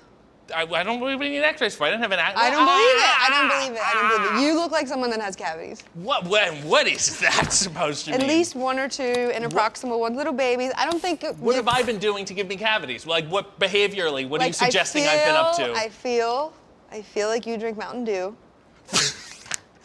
I don't. You don't? I don't. I went through a Fanta phase, if you want to get technical, but I don't do the dew. There's one thing I don't do, it's dew. I get dew vibes from you. It's okay. You get dew vibes from me? I hope I'm wrong. I'm going like this. Yeah. Do I snowboard? The hair, the glasses, it's like very like wilding out and crazy boy, you know? You know, I came here to like impress you. I wanted to show off my Cadillac of a mouth. I was told I don't need to have my wisdom teeth removed. I have room for them. They came in swimmingly. That's super convenient for everybody. The wisdom teeth is a bit of a scam. No, it's just like people think it's a scam, so then it turns into a whole altercation explaining it to people why you have to get those the out, or your teeth are all gonna start crowding. Your parents spent $6,000 on braces when you were a kid, and you're stubborn, and we'll get your wisdom teeth out, and then it goes to shit. Right, and then you're part of a scheme, like a wisdom scheme, where you have to get other people to get theirs out, and then they have to get other people to get theirs out. Yeah, okay, I understand. What does DMD stand for? I was told when I was a child it stands for Dirty Mouth Doctor. Do you know what it stands for before I tell you? It's Latin, right? Oh, no, I don't. Doctor of Medicine and Dentistry. Not that creative. They say DDS and DMD are the same thing. However, they are. They literally are. However, it's harder to get the DMD. It's rarer to go to a school that, oh Lord, we're fine. You know what? Let's keep talking. Are we still rolling? That's good. We're fine. If my chair does that, I'm literally leaving. I'm telling you right now. DMD, it's the budget is we need to reassess. You know what I'm saying? They say DMD is rarer. I don't know that for a fact, but I think for me personally, all the good dentists that I recommend or work with, they're all DMDs. Right. Yeah. So you have like a little community, and you look down on the DDSs? I'm a little biased to the DMD. I mean, there's one successful wrestling dentist, and there's one not. There's a DMD, and there's a DDS. Let's not talk about the other one. Hey, your words, not mine. Do you think there's an alternate universe where there's someone named Britt Dentist who is a baker? Sure. Hope. You think about teaming with the butcher? No. It would be cute for the kids. He's a little scary. Like, he scares me a little bit. Okay, fine. Yeah. That's fine. You ever floss too much? Like, sometimes a week will go by and I didn't floss, I'm frightened, and then I'll floss like 6 times in one day to make up for it, but that's bad, right? No, so I went to school for 8 years, so I know proper flossing technique, and you can't you don't get backed up and then you catch up. You either floss or you don't. Right, you can't compound the flossing. You can actually traumatize your gum tissue if you do what you're doing. So I would recommend that you stop or don't. It's fine, but come see me when you have severe gum recession. Well, this is a little bit of a solicitation, but where do the gums end? Professionally speaking, where does your jurisdiction? You're like, that's not me. That's a skull doctor or something. I don't know what you're asking. Above. Well, above here. You'll take care of the gum. You take care of the teeth. Yes. Right. So you have your keratinized tissue, which is really important, and then you have your unkeratinized tissue. But you want all that keratinized tissue to the point where some people, when they have really bad recession, we do a free gingival graft where we cut the roof of your mouth and sew it, where literally sew it in, where you have that. Could you imagine having a recession in a recession? I can't. It would be ridiculous. Am I supposed to respond to the hygienist when they're talking to me when I'm doing it? Am I supposed to even though my mouth is open? Is that what you want from me, or am I ignoring you if I don't do that? I'm not a hygienist. I'm not the person to ask. You know the etiquette. Wouldn't you know the etiquette? Yeah. Hang out around the water cooler, say, what you all talking about? I think it's preference. If you ignore, they won't care. If you talk, they won't care. It doesn't matter. They don't care what you say. It's a facade. Get out of here. Do you have heat with orthodontists? No, I love orthodontists. You have to have what you have, and then have orthodontists agree upon it. Yes, absolutely. Right. And when there's these crazy misalignment cases, I don't want to mess with that. I don't want the lawsuit that's coming. Why did they stop flavoring the fluoride? When I was a kid, I got a gourmet menu. And they were like, oh, it's pina colada. I was a child. What am I, King Henry? They still have flavored fluoride. When you're an adult, you don't get anything. I know. Every time I go, they stick a different metal thing in my mouth. I don't even question it. I know. I think they think it's preference. Adults don't like the tutti frutti stuff, but I'll talk to them. I like a pina colada. I would enjoy. Margarita. I haven't had it. It would be delightful. You're a very popular dentist, and I would assume over your career you have pulled a lot of teeth. Yeah. What do you do with them all? What do I do with them in regards to what? Is there perhaps a service that takes them when you're done and uses them for another purpose, perhaps? Why are you asking? I just wonder. You must have a lot of them. I wonder if you didn't have a facility to maybe house them in. Britt, is Dan housing you? You know that. Oh, are you it's a nice serious? jacket. Are you yes, serious? are you busy? Okay, all right. No, oh, hi, how are you doing?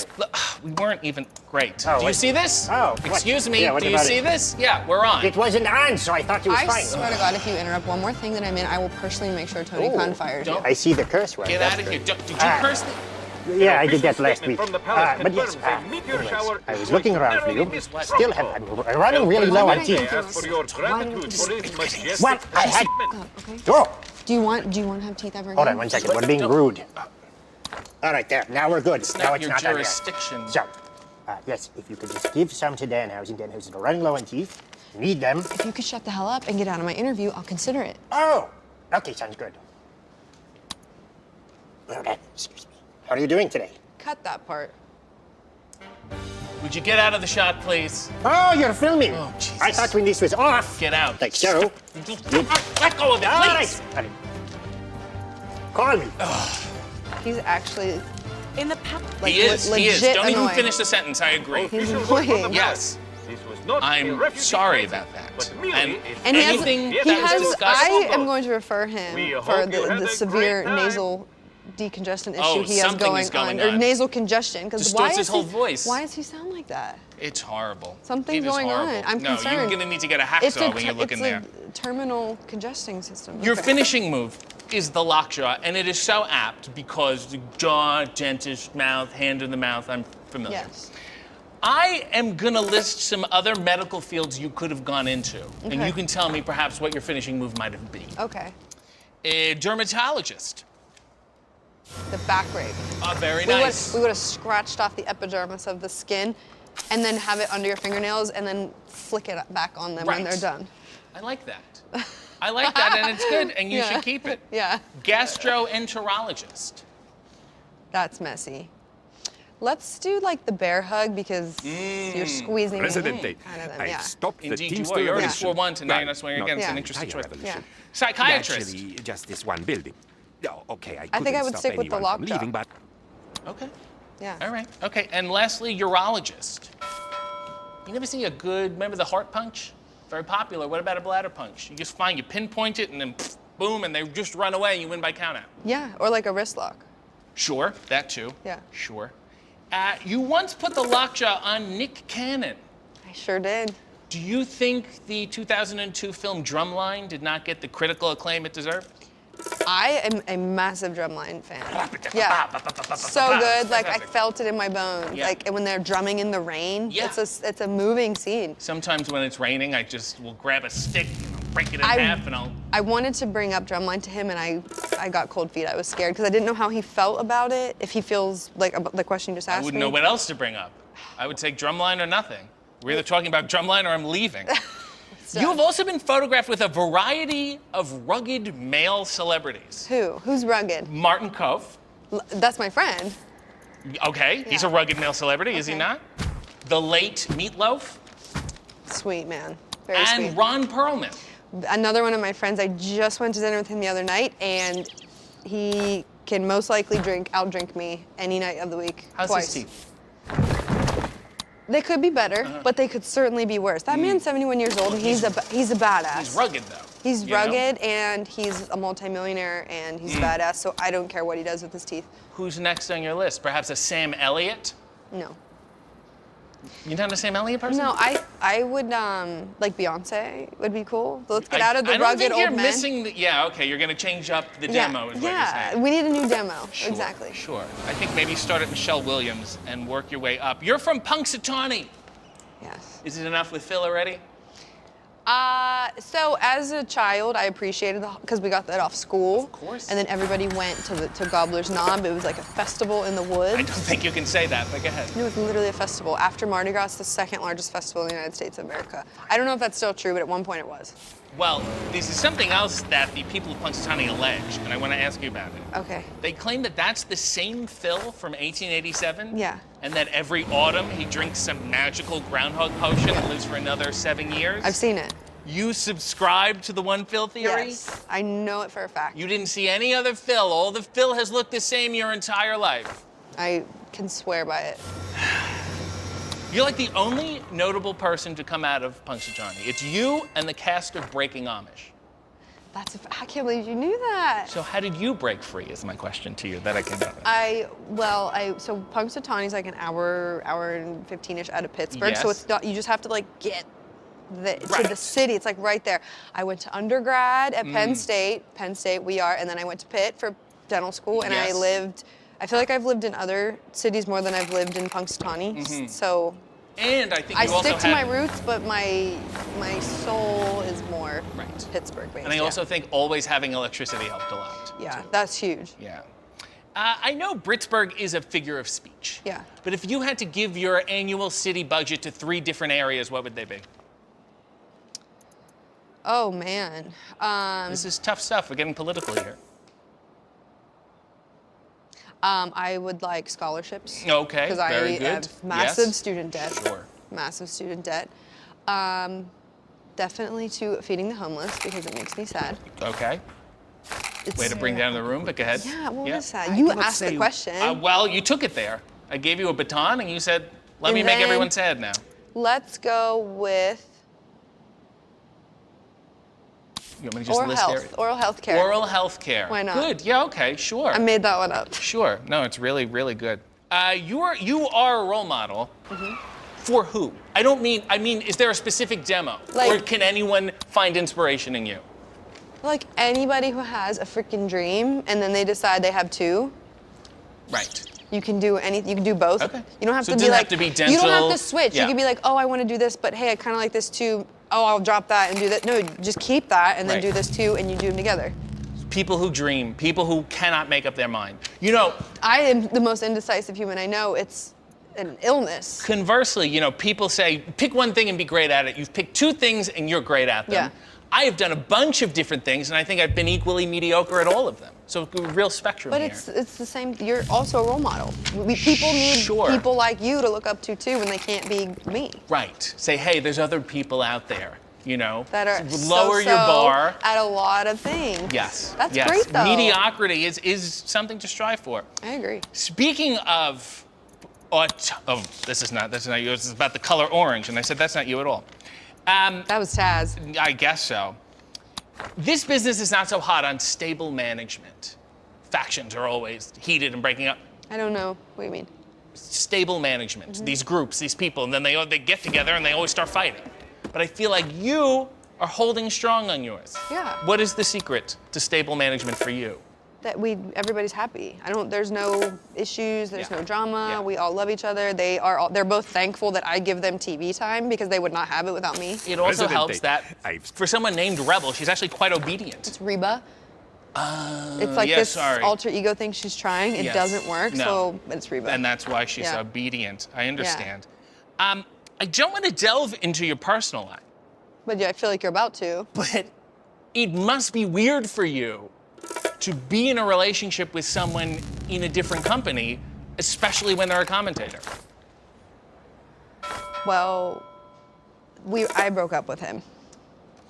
Yeah. We're not together anymore. Skip ahead a little here. I'm sorry. Okay.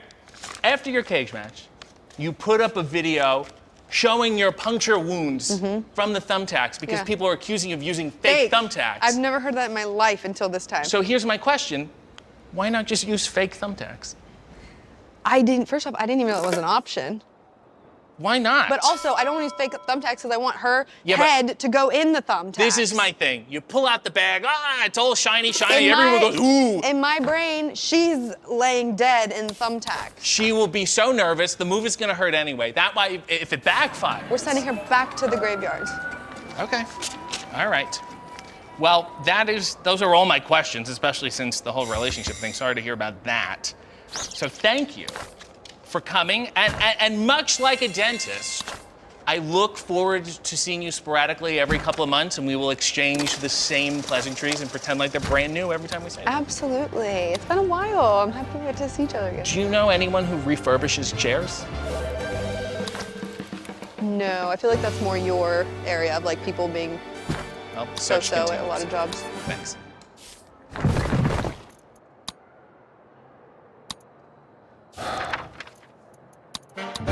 Don't forget to push the on air, because we're on air. Thanks. Okay? Appreciate it. I'm here to help, man. It's fine. Yeah, it's all good. Do the intro now? Oh, sure. Go ahead. Sorry about that. Welcome to Hey EW. I am RJ City, and my guest, Billy Gunn. Hey. Really? That's all I get? Hey. 30 plus years, and that's all I get? Hey. Hey. What's up, man? How you doing? It's been a while since we did this. Last time we did this, we had like barely clothes on and coffee, and you had to talk me into it, and I said okay for some ungodly reason. But this one is a little more serious, a little more focused on you, a little more legitimate. So if you're in it, it's not very serious. You're really messing with the audio level. Oh, so sorry, you can keep it. Yeah, you got it. Tell me how you got your start in the rodeo. Really? It's interested. Thought it would be fun and nice, and people know. Well, I always train horses. That was my thing when I was younger. Yeah. I was into horses. My dad was into horses, and that's just, I wanted to ride bulls for some ungodly reason. All right. And then I've done it since I was a little kid. And I went to high school, did it, college, did it in the pros for a little while, and then got out. All right. Okay. Yeah. I remember you saying that when you first started. What kind of look was that? I was just hoping for more meat on that. I thought there was a winding road there that we could make a doc out of. And then you're just like, I like horses, I like bulls. I'm like, oh, well, gee, okay, I could have figured that one out. Like, no. What are you going to be afraid of? No, that's not how that goes. But being as you're not a very, worldly minded person, that was really kind of in depth. Okay. Good. Well, thanks. I appreciate it. Us rodeo people know. I remember you saying that when you first started wrestling, you didn't really know that much about it. Do you ever think you will? That was good. That was really good. You thought it was going to get by me, but it's not. Nothing gets by me. But anyway, no, I'm still trying to figure it out. You're always learning. Yes, always. Yeah, yes. 30 plus years, and I'm still trying to figure this out. Did you and Tito Santana ever bond over bullets? I imagine that would have been quite a team. You ride him and he avoids them. The smoking Santanas or something. That would have been a real. That would have been good. Yeah. You're reaching now. I don't know why. I never thought you were kind of a reaching guy, but. Do you find it strange that now Adam Page is explicitly a cowboy who is beloved by everyone? Yeah. Yet, when you did it in '95, everyone was like, the hell is this shit?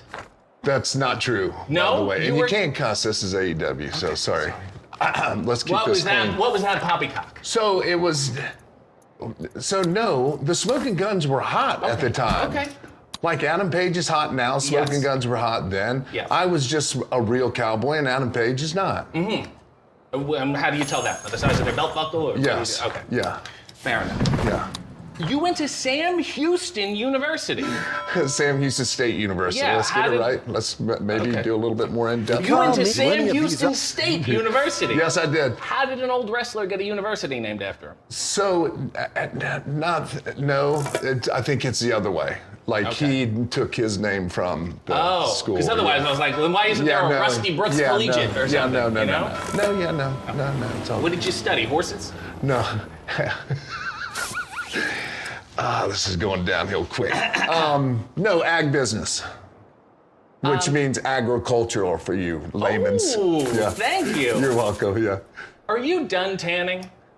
No, because it's a TV thing. Okay. And it's not really tanning as much as it's just a sprayer, because me and my boys, being as we're not mentioning them just yet. We're getting there, we're still early. I know. We're still riding horses and hanging out with Tito. I know.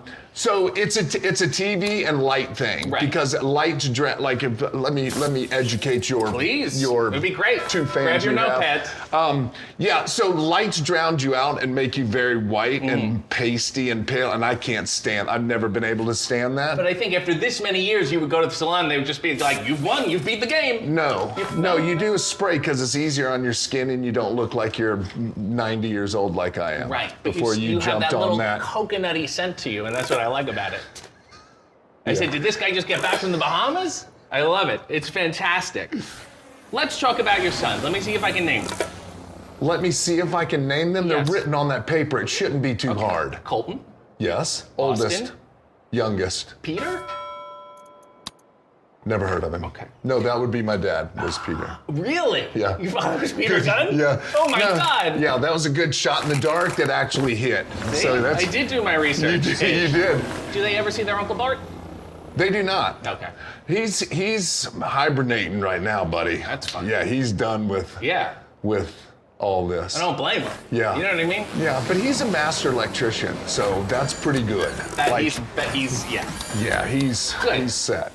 I'm not gonna ask you to pick a favorite son. If you had to... I'd be glad to. Well, no, I was gonna ask you if you had to disown one of them. We went the opposite way. Oh, okay. As much as I'd like to say, can I choose both of them? Sure. Okay, both of them. That's very democratic, and that's very fatherly. I don't have a favorite, I disown both of you. Yeah, yes. Don't play favorites. Yeah, no, You're playing never. least favorites. Yeah, exactly. A lot of people don't know this, but I heard that Austin is your real son, and that Colton is an actor you hired because you wanted the Trios act? No, it's the opposite. So good Colton, research, but yeah. So, and I'm happy you clarified. You're close. Colton, yes, Colton is the real one. Austin is my on screen. Okay, and he does a great job. I see what you saw. He does. He jumped right in the role pretty good. I mean, those reality kids are, something totally different. They pick it up so quick. So quick. Your sons have skewed the Danhausen coin term ass boys. They're not crazy about it. However, yes. Skewed? Is skewed. They don't want anything to do with it. Okay, can we go there? I'm not much on big words. Can we go there? Yeah, can we go like a little simpler when you're talking? Who's the layman now? See how you circled right back to that? There it's you go. A callback. This is like a give and take here. It's just a setup. Yes, I'm well taken. That's when you know guys have good chemistry. Yes. Which of course we don't, but we'll move past that. You like the Ass Boys thing. You've told them they should embrace it. Well, why would I not? Well, here's my thing. Okay, so, back in the day, I'm mostly known as Mr. Ass, so I had to embrace it. Yes. It wasn't a thing I could just go, well, I don't like it, so I'm not going to do it. Right. Because, back in the day when 50,000 people were chanting it, it's kind of cool. See, I saw my father's ass once at a community pool, and I was horrified. Are you not worried, that you're pushing the whole ass thing on the kids? Shouldn't you let them find their own thing? Maybe they could be the nip kids or something, and point to these. You let them find their own way. Because it irritates them so bad, it brings me delight. Okay, so it's character building at the same time. It is a little, we're on a learning curve right now. Right. Yes. And they're doing well, you think? They're doing very well. I'm surprised you never became a breast man. I'm not much. It doesn't do anything for me. Okay.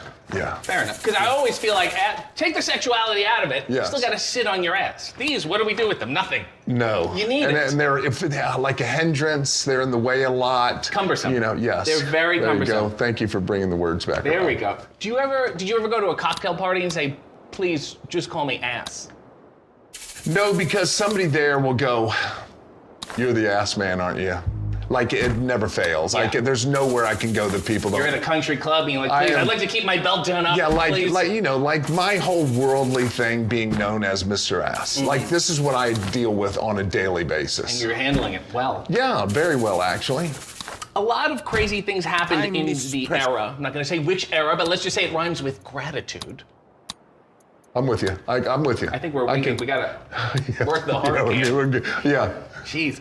But one of the wildest things I've ever seen is that you wore a choker with absolutely zero justification. There's nothing to do with it's okay anything. because I could literally do whatever I want. Yeah, but I'm saying, why did you choose that? No, because it's a thing. I think it's my wife found it at Claire's. It's one of those Claire things where you just put it on just so people go, why do you have that on? And I go, because I can. Right. I don't know. Yeah, you wanted to balance out the agricultural nature. I don't know if you ever, maybe go back and watch some of my stuff, but I was kind of out there. Oh, yeah. Oh, yeah. I did a lot of things. You're just like, let's see what sticks. I was trying to do more things to take people's attentions away from my wrestling or not ability to do. Yeah. Billy's smoke and mirrors gun. You had a whole fog machine going at that point. When people meet you, they're often surprised with how big and tall you are. They always go, oh my God, he's so huge in person. Yeah. Why do you think you come off small on television? Because I never worked to my size. Whenever people see people work, they kind of judge off TV and stuff. And plus, in that era, is that where we're going? Era. In that era, people were gigantic because it was something that is out of the norm. Yeah. So you watched it to see out of the norm things. Right. And now you're Don Leo Jonathan all of a sudden, and you're saying, I'll just give you a big boot. I am the Paul White of AEW. Yes, that makes sense. Yes, thank you. I'll help you out here. You have an uncredited role in the 2010 movie The Other Guys. I do. So we went to do an appearance in New York and it got canceled, but the people that ran the appearance had hookups at the garden there, and they said, hey, being as we're not going to pay you, do you want to go to a basketball game? And we go to the basketball game, there's cameras everywhere, and it says, hey, if you're not wanting to be on TV, then please leave. And we just happened to sit right behind those guys. Oh. It was a complete fluke. Yeah. Of course. And good thing you took your choker off. That would have been distracting. That would have had I don't wear it. I don't wear it out like that. It's a TV thing. Right. You have to distinguish your regular. I understand. Okay. Thank you. Yeah, thank you. Now, you've had a lot of legendary feuds, but there was one, and I think it was your highest profile one, and it never quite got a blow off, and it left people hanging, and it certainly bothered me. You lost a match to Melissa Joan Hart. On an episode of Sabrina the Teenage Witch. Yeah? So we're going there, huh? Oh, okay. It's a role you're credited in. I think it's a... It is a bit... So, yeah, it was an off day for me. Yeah? Plus, I was in a different realm. Yes, you were. And you were defending the honor of former SNL cast member Victoria Jackson. Yes. And the ref was the late character actor Vincent Schiavelli. See, you know way more about this than I do. Which is okay, because I was just there as a realm. Sure. And then you got attacked by the cat. I did get it. You did the old Ed Wood thing, and then she rolled you up with the schoolboy, which, to be honest, it was a weak finish. It was a very weak finish, but we had to go somewhere because we had to make it somewhat believable. Because I mean, in real, like Melissa Joan Hart, knee. Yeah. Melissa Joan Hart, knee. Is that why you think they never brought you back? Because they kind of buried you and killed your heat, and then that was it? Yeah, that's kind of, if we're going wrestling terms, yes, they killed my heat. They kind of buried me a little bit. Yeah. But it was okay. She was here a couple months ago. She was here, like, and hey. she had specifically told the people in the back that I'd love to come, but Billy cannot come anywhere near me. Oh. We still have like inner heat. Like that's still a thing. Yeah. Like TV heat, maybe she killed it, but between the two of us, monster red light. Right. Well, like actually, later tonight I'm going out to dinner with Victoria Jackson, so if you want to join us, you're more than welcome. No, I would rather not. Thank you, though. I don't really any of that cast. Like I have heat with all of them. You but golf. Go ahead. You I golf? I love to golf. Isn't it supposed to relax you? And it does, because I play with Tully Blanchard. Okay. Who is my most favorite human on the planet. Okay. And he's just tearing up the green? No, he's very good and everything, whether because I'm not bad. Don't think that I'm a shankopotamus or something like that. No, oh, big words. Yes. Yeah, can you define that for one? Yeah, it's like when you hit things and they go everywhere except down the fairway. Okay. I don't do that. Right. But I do hit some, off kilter a little bit. And before I can even remotely get it or think about it or get mad or get it, Tully is already saying something positive about it. He's a very positive person. That's sweet. He balances you out, is what you're saying. He balances me out like no other. You have gone by so many names. By all means, feel free to kick me. Is that okay? No, no. I feel like I have shorts on and you just blew my shin out. But hey, sorry. We'll just block it differently next time. Thank you. Thank you. You've gone by so many names. Bill. Not really. Kip. No. Billy. Rockin', smoking, sopping. Billy Bum Bum. Yeah. And I think you have a new one, Pal. It's a good one to go out on, right? Yes, I'd love to go out on that good before I have to answer it. Let's just hold it a little for the frame. Okay. And out. If he isn't coming, I'm gonna leave. That's it. I'm leaving. It's hard. Sorry.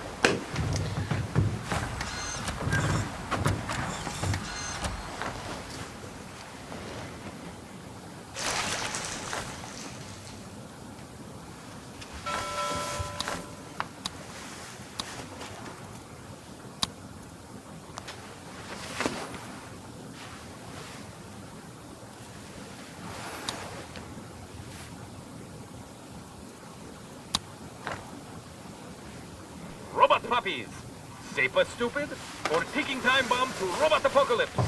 Canal Uno reporters will have the crucial answer soon. Welcome to Hey, EW. I am RJ City, and my guest today, Orange Cassidy. Hey. Okay, you know what? Enough with the flim-flam. I know you're very mysterious, you're very elusive, you're very aloof, but that seat is hot, pal. And these questions are gonna hit hard. And I'm gonna get to the bottom of you and what you're about, and I'm not gonna stop until we get to see the real Orange Cassidy unpeeled. You hail from wherever. Tell me about growing up in wherever. Presidente, it's amazing how you won an entire time miss. Major industry or... do you still live in wherever? Or one day it came and you said, Mom and Pop Cassidy, I'm leaving wherever, I'm never coming back? These are bad questions. Hey, President. Hey, Prez. The precise location of wherever was not coming up in my research. I'm familiar with why Arizona and why not North Carolina, but wherever I could not find a state. And you know what? Then I stopped looking because I realized I saw what you were doing. And I said, this is a message. This is Anytown, USA. In many ways, we are all from wherever, and wherever is, and wherever is everywhere, ever. Better? Yeah, I guess. I mean, sure, it's good. You're announced as weighing whatever. And I think that is so brave. To not let numbers categorize us. To not let our weights define who we are. Because what does it even mean? Weight changes all the time. I weigh something right now, I go eat a hearty Reuben, I come back and the number's totally different. And weight is only relative to what we weigh. Here, now, on Earth. What if we go into outer space? What if there's a change in the atmospheric pressure? Does our weight define us? I think not. Reuben? Reuben. Yeah. What is that? It's a sandwich, it's a corned beef. American Idol contestant? Oh, you're thinking of Mr. Studdard? Yeah. No, he has he doesn't have a sandwich. I'm sure he likes it. What year was that? Reuben Studdard.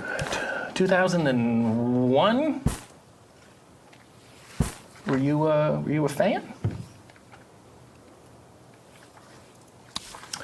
Okay, guess he didn't stuttered. Orange Cassidy, freshly squeezed. But the real question is, pulp or no pulp? That's a great question. Real original, too. Like, I've never heard that before. I've never been asked this question before. So, really good job. To continue the analogy, would you say that you're from concentrate?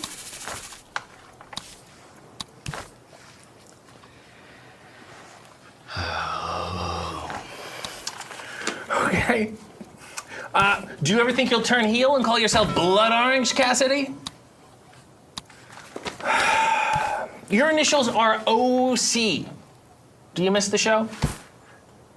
Yes. Mm-hmm. Do you think Peter Gallagher struggled to find better vehicles after the show ended? He was very talented, very thick eyebrows. I don't like to go on the record, but I'd like to go on the record. Okay. And say maybe he has the best eyebrows in show business. Okay, good. We got clean audio with that? Good. That'll be on the record. They say in the wrestling business you can either make money or you can make friends. You are in a group explicitly called the Best Friends. How are you holding up financially? Who said that? It's a couple people. It's an old saying. Name one person. There was a guy who had no friends and a lot of money, and he thought it would be a good idea. It's very general. Yeah. You named a single person that said you either make money or friends. I mean, I think it was somebody named Vern. Oh. Troyer or something. Do you have acquaintances, or is it best friends or nothing for you? I don't know. What are we? What did you say we are? Doing a bad job at this interview. Colleagues. Okay, colleagues. Your entrance theme is "Where Is My Mind" by the Pixie Chicks. Do you think the mainstream media was fair to them? The Pixie Chicks? Yeah. Didn't they? The one has the fiddle? Pixie Chicks? Yeah. I mean, that's their name? It's what my research turned out. Genetically modified crabs. Do you have a favorite chick? You keep saying stuff like research. Yeah. Farmers say Where? we love paying for seed Bing? grain every year. Bing. It's old, but it's reliable. I use Bing. Yeah. I use Bing. You don't have a favorite chick with the fiddle? Next one, let's just keep it moving. I've seen you been labeled as a comedy wrestler, but quite frankly, I have not laughed at one thing you've done. No. Can you tell me a joke? No. Kind of that dry humor. Let's talk about your glasses. Yep. You got a problem with your cataracts? Or, as many people have surmised, does this have to do with marijuana cigarettes? Like sunglasses? Mm-hmm. No, because usually when people ask me to do dumb stuff like this, I'm usually looking at lights a lot. So you have astigmatism? It's just, no, I just don't like looking into bright lights. Okay. You want to trade? What? Glasses? Is it great frames? No. Your life and your career have been heavily influenced by the Fast and Furious film series. The director just walked off Fast X. Production has been troubled. Are you worried? No, I'm hoping to slide in. Okay. Slide in as, you mean becoming the director of the film? Yeah, or you could say I'm looking to drift in. It's like a breeze thing? You know, the 11th film is also in pre-production. Do you think they'll give him one of those fun pun names, like Fast, Furious, 11 Can Wait? Something like that? I don't like this. Okay. Well, the series does have a penchant for casting wrestlers, and if you're not a director, maybe you would like to be in the film. Maybe you could do a little screen test. I wrote a line for you. What about this? Can you read this right there? Nice car. Hope you're watching, whoever the director turns out to be. Of course, Dwayne Johnson does a fine job in those films, though I think we can all agree his best role easily was 2006's The Gridiron Gang, don't you think?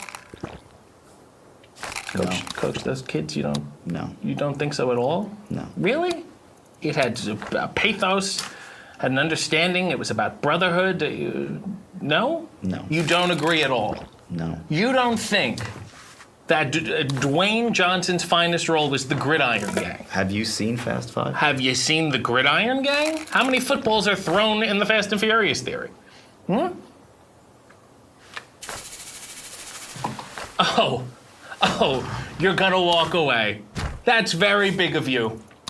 Go ahead, walk away, storm off. Do the things that you do because you can't handle the heat of these questions. You're ashamed to admit that you like The Gridiron Gang.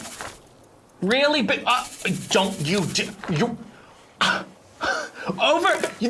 the film had pathos. Don't do it. Don't.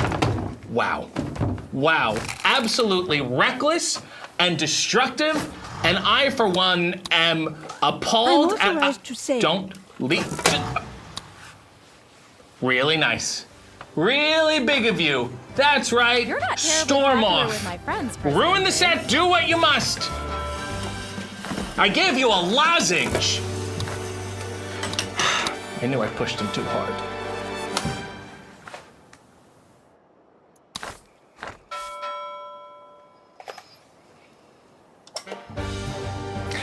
Welcome to Hey, EW. I am RJ City, and my guest is at the top of the list of great wrestlers, alphabetically, Arn Anderson. Hey.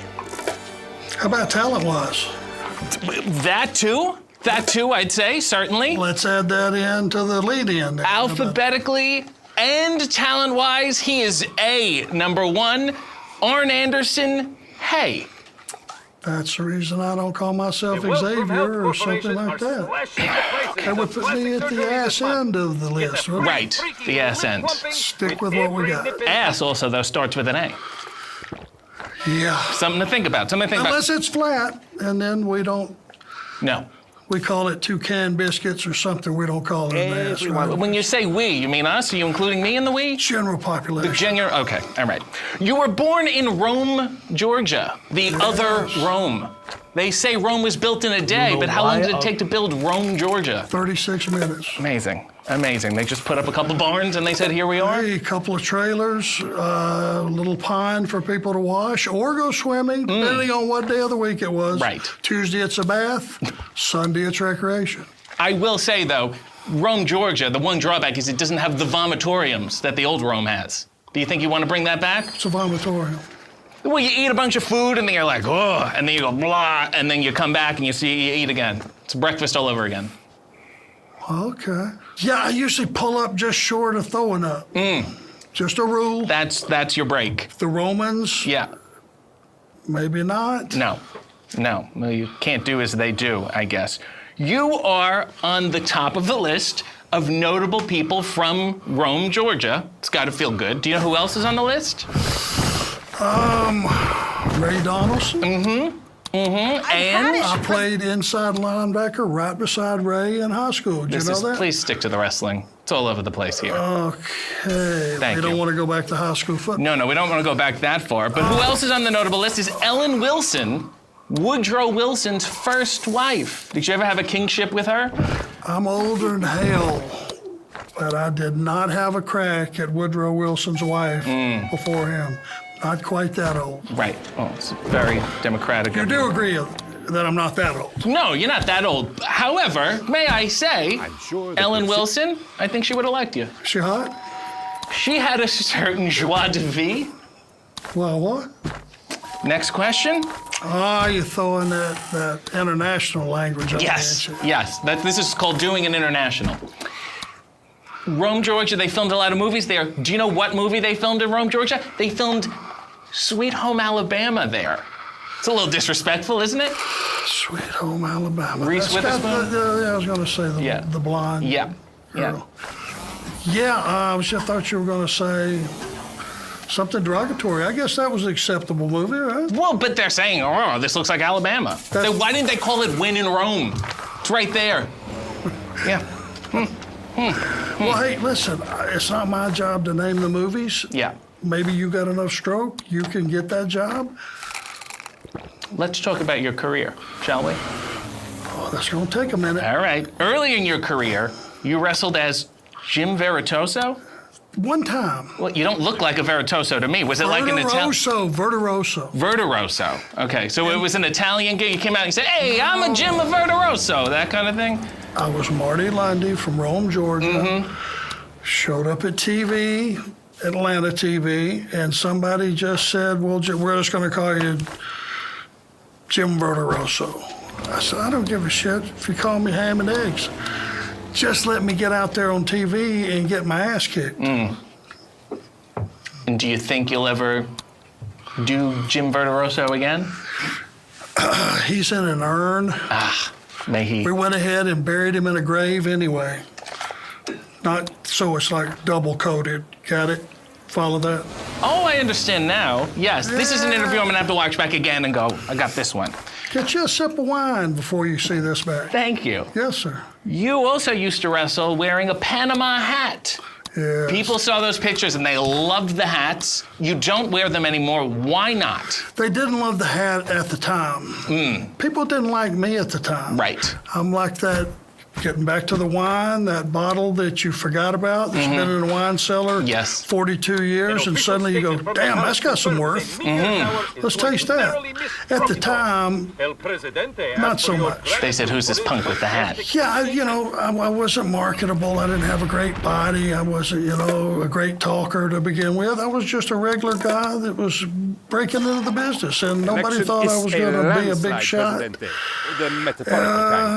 I don't know that I ever achieved the big shot status, but I did have a body of work that I would at least say, people would say I was steady, I was regular, not to mean do you have IBS? Not to mean that regular. Okay. But on top of that body of work, you have a nice hat. You were part of an infamous group, and I don't think legally we can say it, so let's just call it the Fab Four. Do you think you were the Lennon or the McCartney? I would say, since I'm still around, I would say McCartney. That's a good one. That was an easy one. Yeah, I'd say so. That's smart. Yes. Lobbed me one out there, didn't you? Yeah. Big old softball. Who was in the group? Don't. You know what? Let me guess. You. Brilliant. Paul Roma. Wait a minute. I can't remember the rest. Let's move on. What I liked about the group was that the hand signal was predicated on you counting number 1 with your index finger. Because if you were one of those people who went 1, 2, 3, then the hand signal would have been this. Would have looked ridiculous. Would have looked like you were missing a pinky. That wouldn't have gone anywhere. You screwed that all up. Look here. That's it. Yeah, but I'm saying if you were one of those counting people who counted like this, exactly, that's my point. What's the matter with your hand? That's my point. I'm saying it's good it wasn't like this. It could have been like this. Would have made no sense. Were you a meat cutter too? I've cured some salami in my day. Yeah, I bet you have. In a 1989 episode of Regis and Kathy Lee, you were not on, but Bobby Heenan was. He mentioned you and Tully. Regis said, and I quote, very good looking. I am. But do you have any recollection of that? Did you know Regis? Did you flirt a little back and forth? We might have had a moment. Regis loves me. Yeah. Most grown-ass men love me. Women, not so much. Kids despise me. Grandmothers will take a stick to me. In what way? Well, not what you're thinking. Oh, it's okay. Cross the back. Ooh, yeah, no. Wooden cane. Those are thick. Those are heavy. Those hurt like a sumbitch. Yeah, and they said, go back to Panama with your stinking hats. We're back to that hat. That hat I loved really it. Resonates with you, don't it? Yes. I said, this man's speaking my language. I understand him. Now. I knew you'd dig it. Brain busters, spine busters. Why was busting the verb du jour? It just had a ring to it. Wouldn't you say? I think so. Like Ghostbusters? Did you feel a king? Did you say that's a good title for a movie? No. Not so much. But I like Ghostbusters, the movie. Good. All of them? There's been quite a few. Really just The watched. first one. How many of them were there? It's like 4 now. 4? Yeah. Where have you been? Pick up a newspaper. I feel like a ghost myself. Let's talk about your son. Which one? Well, Brock. Okay. He reminds me of a young Jim Verderosa, wouldn't you say? No. No? No. Now, well, this is the thing. Coaching him, do you want him to follow in your footsteps, or do you want him to avoid the mistakes you feel like you made? Because I don't want to become my father. I'd like to do the opposite of whatever he did. Yeah, I would love for him to live his life. He's already got to step up on me. He's a college graduate. Okay, in today's world, you gotta have that. Before I ever trained him for a minute, I made sure he got a college degree. I want him to have his own style. I know he is a very respectful young man to everyone in the locker room. He has grown up around respecting this business.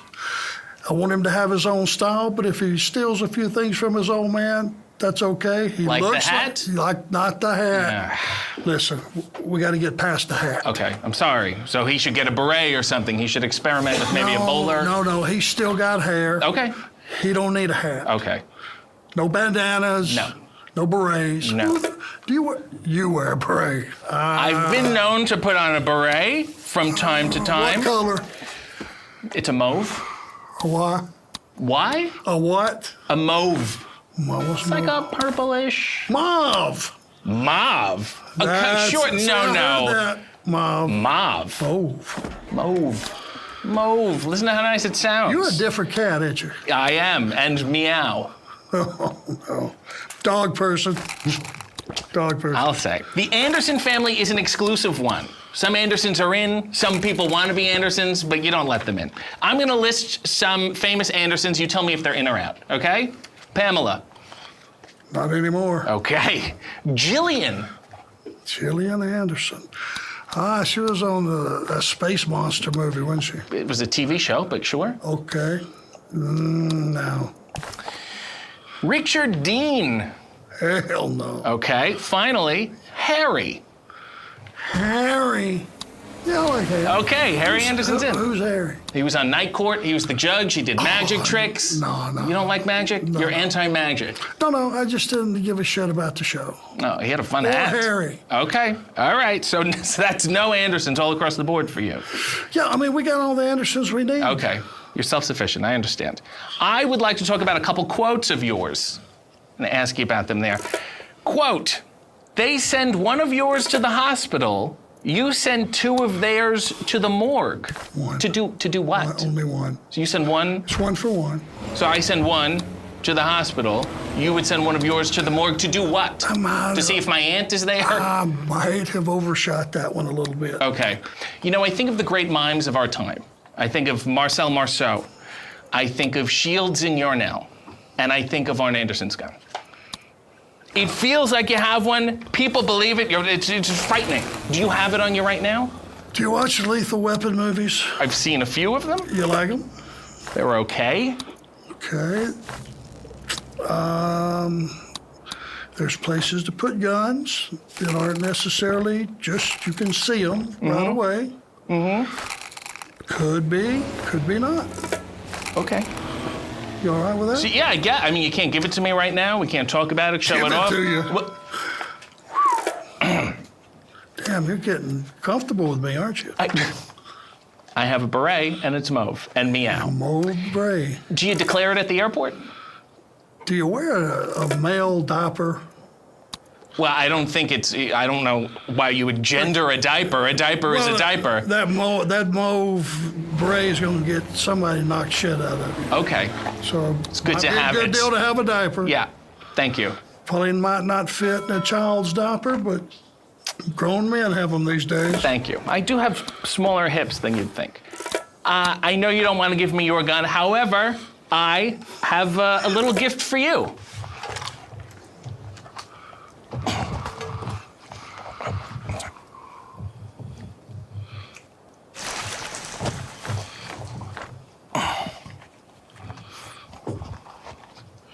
Did you load up a monster bong? It's a musket because I thought you were revolutionary. This is a musket. I did put this whole thing together. The problem about muskets is if you shoot at somebody and miss, which they normally do, somebody's gonna have a chapped ass. Would you just take it and you can put it on your mantle or something, put it in the museum? I'm out of room for weapons right now.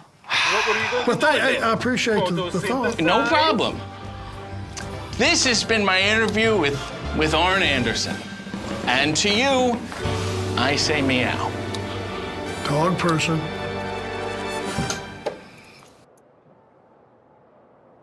What's the most powerful house you can think of? Perhaps a bungalow, something that's low, unshakable, that kind of thing? Maybe it could have been Bungalow Will. Maybe a good way to change it up. No. I just realized something. We have to start over. Sorry, we have to start over. What? Shit. What happened? I'm not feeling it. You're not feeling it? Yeah, let's start over. Is this a real start over? Is this a fake start over? Yeah, this is a real start over. Oh. 7. Is this a real start over? Real start over.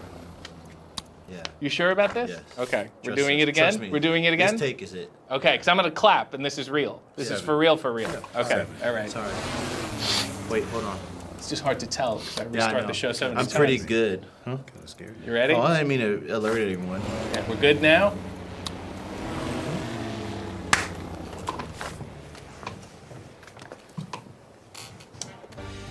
Welcome to Hey EW. I am RJ City, and my guests are Will Hobbs and Ricky Starks. Where's Arsenio? I tweeted with him once. He liked it. So he's probably around, or maybe a social media team or something. I'm sure they're He loves Arsenio. watching at home. Oh, He it's loves great. Arsenio. Fun guy. Sorry I don't have a couch for you to put your bare back on. I guess. Hey. Ew. Yeah. Ew. Very clever. EW. Good stuff. Let's start at the beginning. Great name. Ricky, I did some research on you. Tried to go in deep. You won't find much. No, I hit the bottom immediately. I found that your real name is Ricky Starks. Yeah. That's fantastic. To have a cool name, to actually have a cool name. Well, I thank my mom for that. Mm-hmm. And also good on you for avoiding Dick. She's nasty. It is nasty. Dick Starks. President. Somebody losing in 3 minutes is a Dick Starks. It's kind of very descriptive if you ask certain people, but well, hold on, don't look at me like that. What does RJ stand for? Raul Julia. Do you have a favorite work of his? I like Street Fighter. Okay, His there we last go. film, did you know that? Yes, and he Are you did sure? it for his kids because he was a decent human being. Who did he play? He played M. Bison, also known in some circles as Bison. It was a delicious role. The guy from Addams Family. Yes, Raul Julia. Got it. Yeah, he looks like a Raul. That's definitely, I don't think that's Let's move on to Will. They call you Powerhouse, and by they I mean you. Call me Mr. I Break Backs. They call you Mr. I Break Backs. But if I called you Mr. I Break Backs, I would be saying that I break backs. Should be Mr. You Break Backs. I break backs, not you. I mean, I don't know. So you break backs? I do. You see my work. So it's not I break in the backs, ring. it's you break backs. I break backs, not you. I see what he's saying. He's saying, Mr. I break backs. You're But you referring should to refer to yourself me as twice. You break backs. Yes. And you refer to you as I. As I, see. yeah. Okay. He's saying you should just leave it at Mr. You It's see the what he's trying to Canadian do. You see grammar, what he's trying to do. but it don't work on me. Okay, let's go to the next nickname. Ricky, you often sometimes refer to yourself as Stroke Daddy. That sounds like me explaining to my father why he smells burnt toast. No. Now tell me, explain to me Stroke Daddy. How does Stroke Daddy work? Can I be a Stroke Daddy? What does one have to do to become a Stroke Daddy? Well, here's the deal. Game 'em up. Stroke Daddy actually refers to my impeccable stroke game I have. You're gonna pop the mics. Stroke game.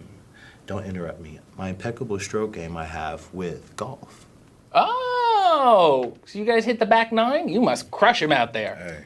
Yeah, crush Uncle Crush, and Stroke Daddy. Blow him out, yeah. What a twosome that is. It's a I'll say. blowout game every time I get in there. That's just delightful. Put it on the glass. Will, you once said that ever since the age of 4, you wanted to become a wrestler. Yeah.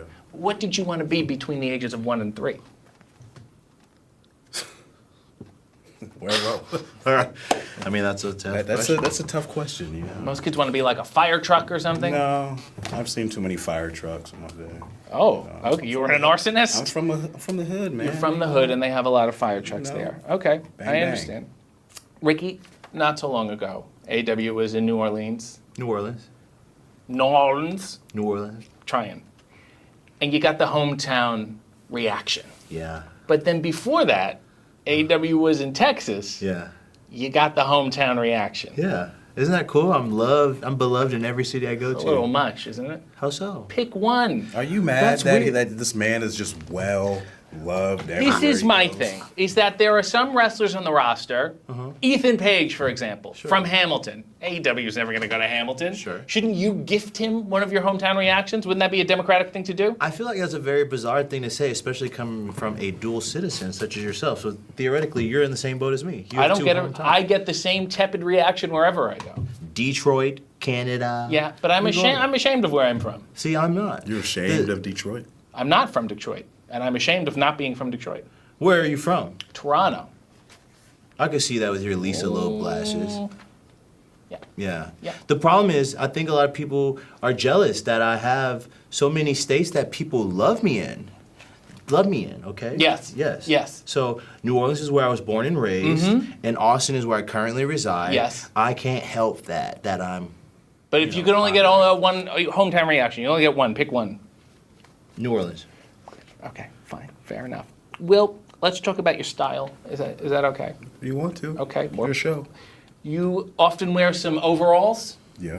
Sometimes airbrushed. Yes. You often wear them without a shirt. Yeah, why not? Well, with all due respect, how do you make sure your nipples don't get caught in the buttons?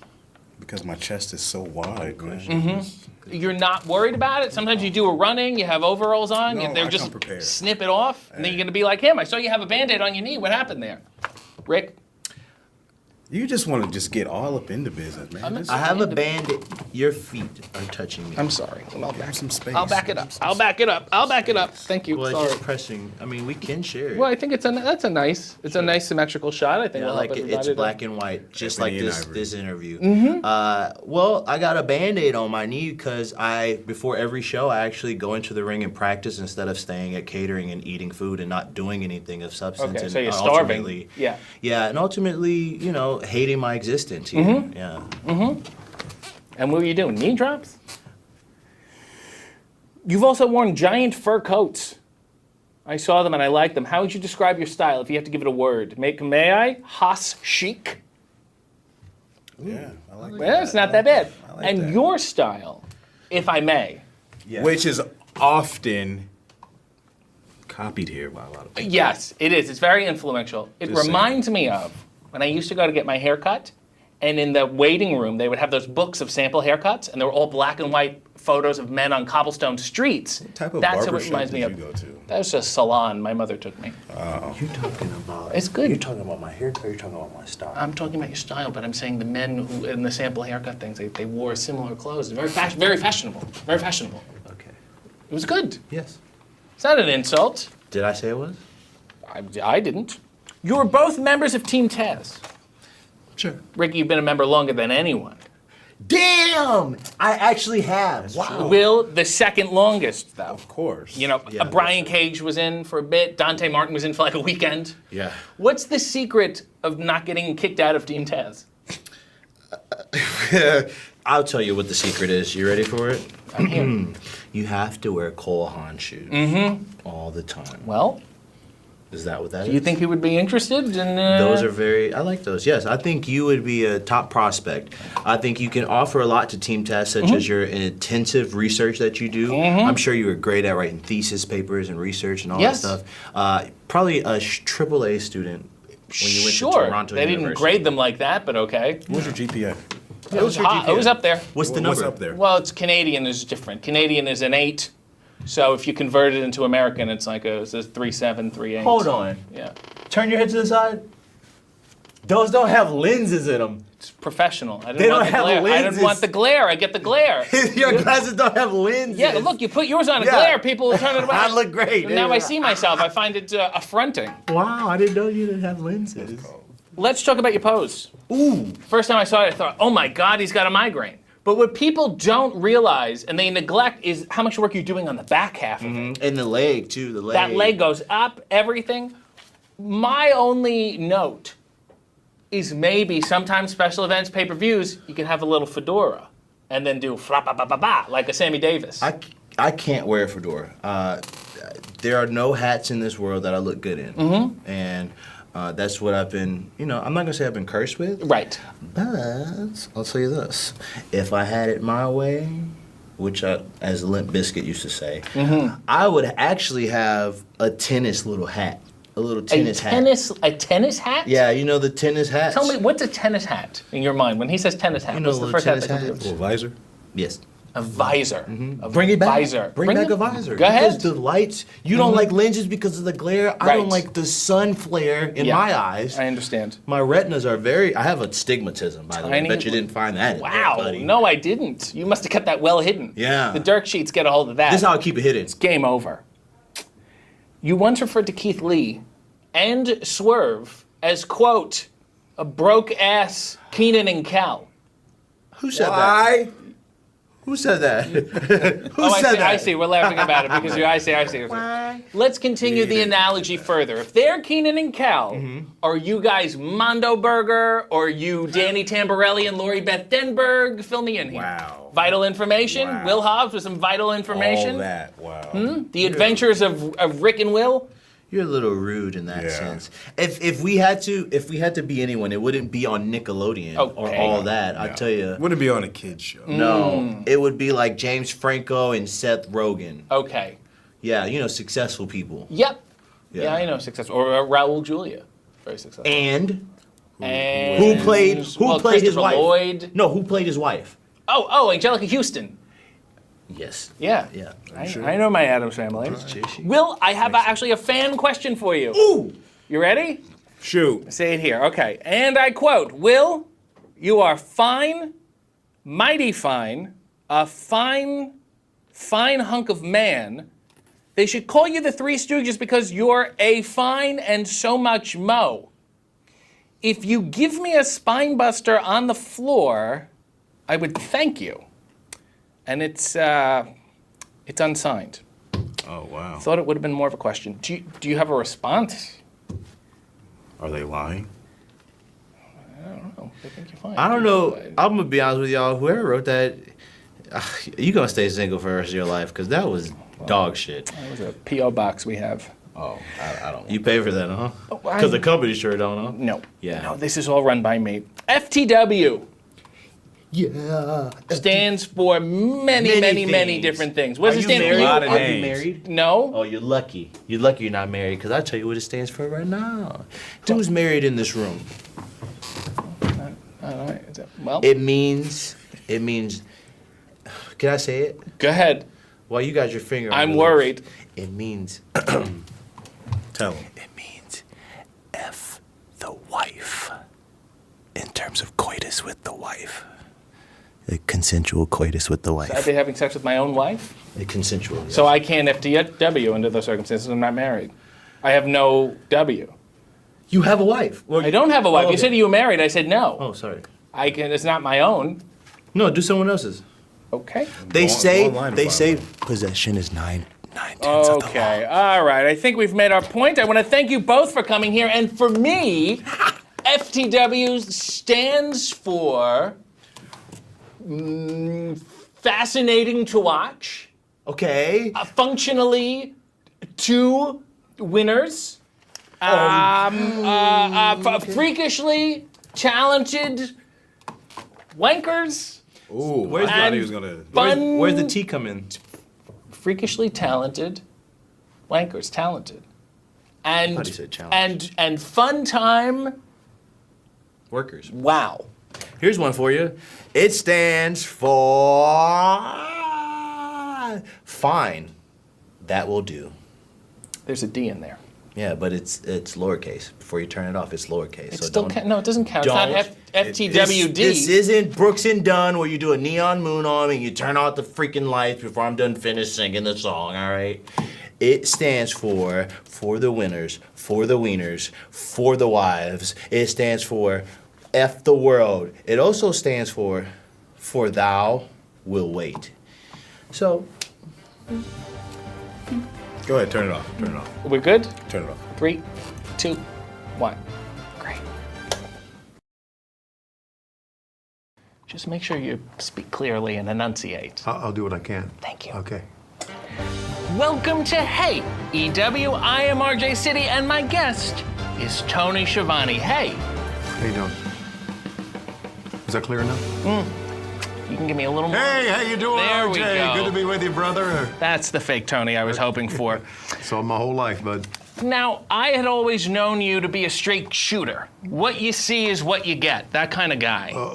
You really don't know me then, do you? Well, I did some research, and I was flabbergasted to find out that you were born as Noah Anthony Schiavone. Right. Why'd you have to jazz it up with this Tony business? Well, you've heard of the name Anthony, right? Okay. What's short for Anthony?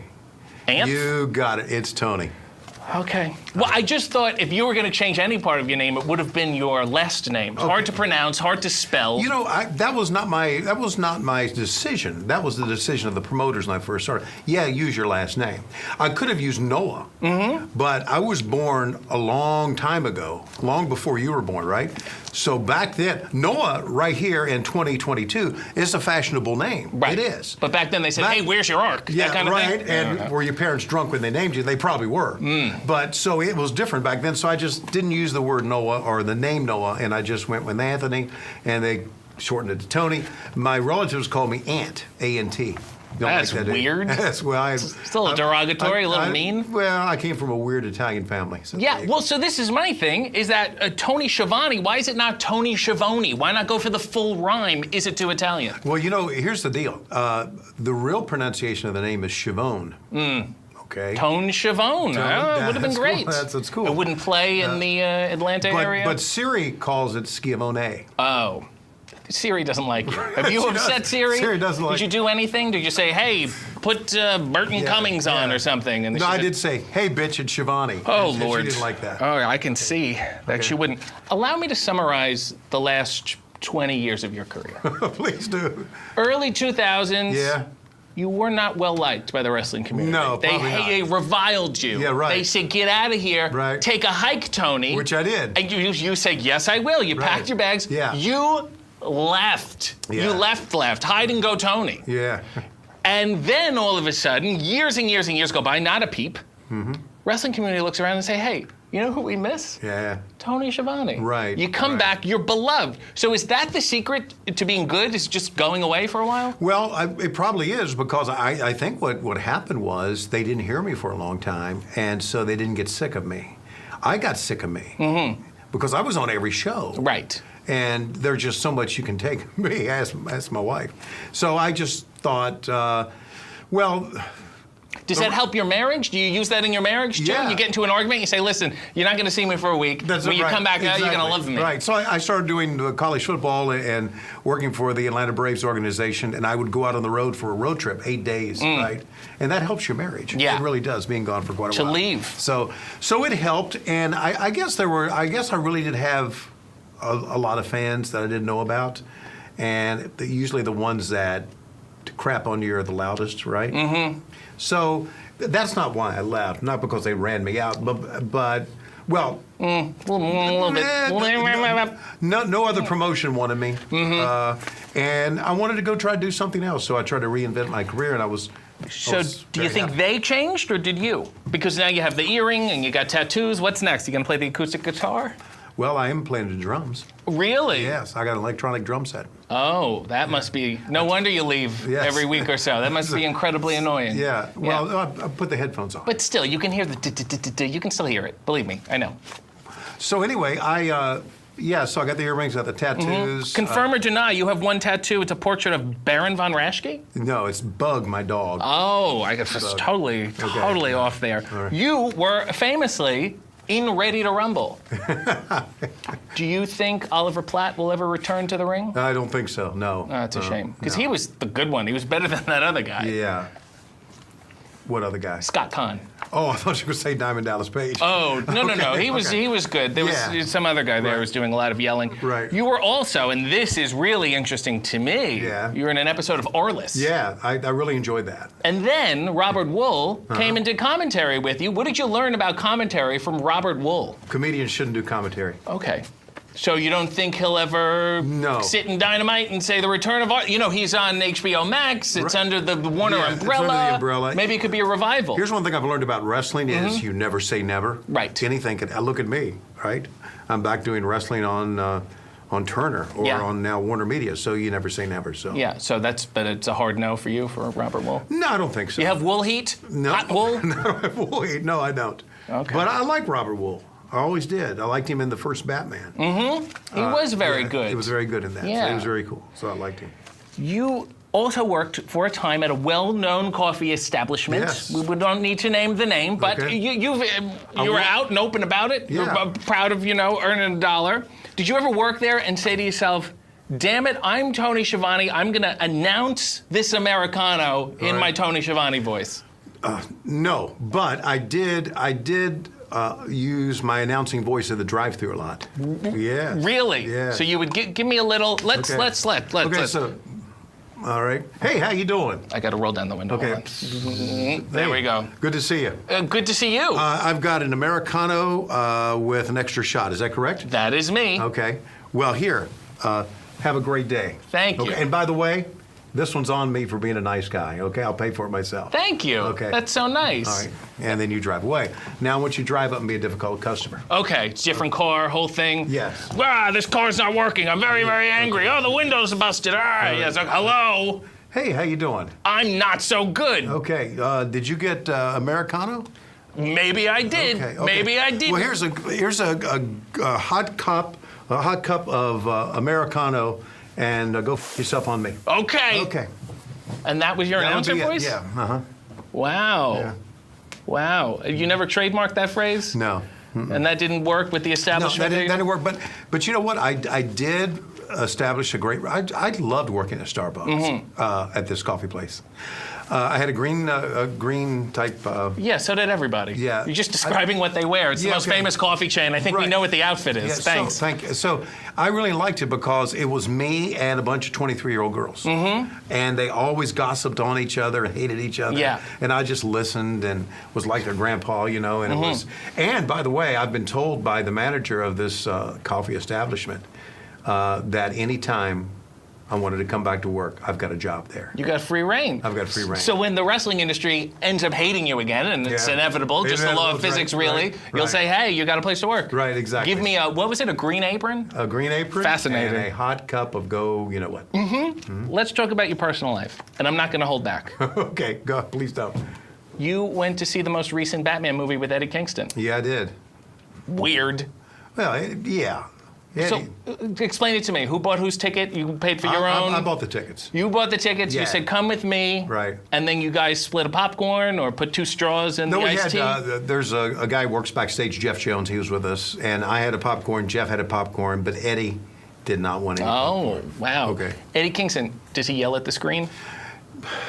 No, he does not. But we made a mistake. We saw the thing in, please, never watch a movie this way, 4DX. The worst experience I've ever had in my life. You ever been in 4DX? Oh yeah, they spray things at you. They sprayed water on me. Yeah, they smell different things. Yeah, I know, smoke. I prefer no 4D. I just want all the movies to just smell like the hot garbage of a movie theater floor. Right. And then the chair moves with the action, right? You don't and the famous Batman scene where he's chasing the penguin with a car. You're gonna give it all away. It was in the trailers. That famous scene, he chased the penguin with a car. We're bumping around with it like that. I'm thinking, this is no good. Didn't really like the movie until I saw it again on HBO Max. You saw it, but you were sitting still. Right. Yeah. You know what else is on HBO Max? What? Arliss. Yes, it is. See how we're bringing it all around here? It's a nice, tight package. This will do well for sales. Okay. This will help. You've had so many broadcast partners. You're a real Zsa Zsa Gabor. Okay. I'm going to throw some categories out. All right. You tell me, broadcast partner. First name that comes to mind, you tell me. All right. Best smelling. Best smelling, Bobby Heenan. What was it? It was some sort of, it was jupe. Okay. Juping it up. Best tailored pants. Best tailored pants would have been Gene Okerlund's. That makes sense. Yeah. Widest vocabulary. Widest Excalibur. Most frequent urinator. Jim Ross. Okay, and best barbecue sauce. Jim Ross. It's a little unfair. Yeah, it is. You know? No one else. Why should he get his own condiment and you guys get none? Maybe you should have a Tony Schiavone relish or something. I thought about Tony Schiavone mustard. Why not? Put it on a hot dog, right? Really? Put it on a hot dog. But JR's got a better mustard. It's called Main Event Mustard. It's tremendous. So you're in business with him? You have a cut of it? No, but I use it at the house. I do. I buy it, order it, use it at the house. You have often been criticized for overusing the term the greatest night in the history of our sport. Yeah, you know what? I don't use that anymore. No. That's right. Well, let's progress it a little further. Okay. What was the most mediocre moment in the history of our sport that you've experienced? Besides this one right now? I would say that it would be a layover I had in Phoenix with Heenan and Okerlund and Tanay and Lee Marshall. We were all pretty drunk in the Sky Club. It wasn't the Sky Club back then, and it was pretty mediocre. Okay.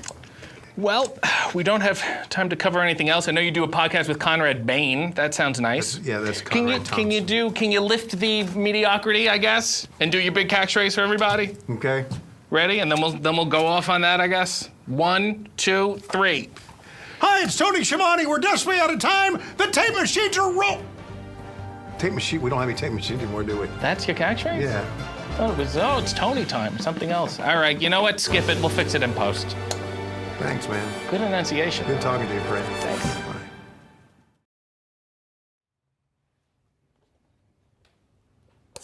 Official.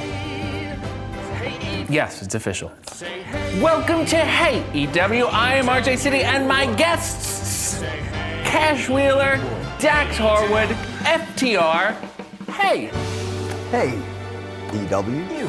Great little tag team thing here. That's how you guys work. You know, we all have something in common. I was managed. Beautiful hair? Well, yes, sometimes here. I was once managed by someone from a very illustrious group. Paul Roma managed my finances. He was my financial planner for a couple months. He didn't really pan out, but still. Dude, I've heard he's a pretty badass, like a legit badass. A glorious badass. Did he ever have to fucking give you a deal? A little punch? No. It was really mainly through text, and then he ghosted me, and then that was it. for you, old Erwin R. Shiester? Unfortunately, no. Oh, man, not yet. That would have been cool if you tried to audit I did. This just came to me. Your names, Dax, Cash, are in tribute to Dax Shepard and Maggie Wheeler.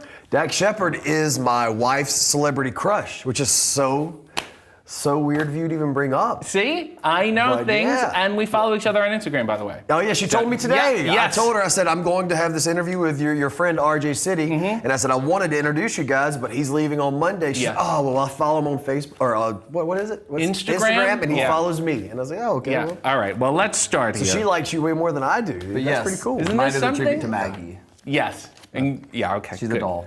She's good. Not undeserved praise. Okay. You guys used to be, to put it mildly, you were despised. When you were on television, the TVs around the country were covered in spit. Why, though? They didn't like you. Face. They booed you. Why would you? Was Sami Zayn one? Sometimes they hissed you. Please control yourself. And then all of a sudden, people started cheering you, but you didn't really change anything. And I don't think that's good.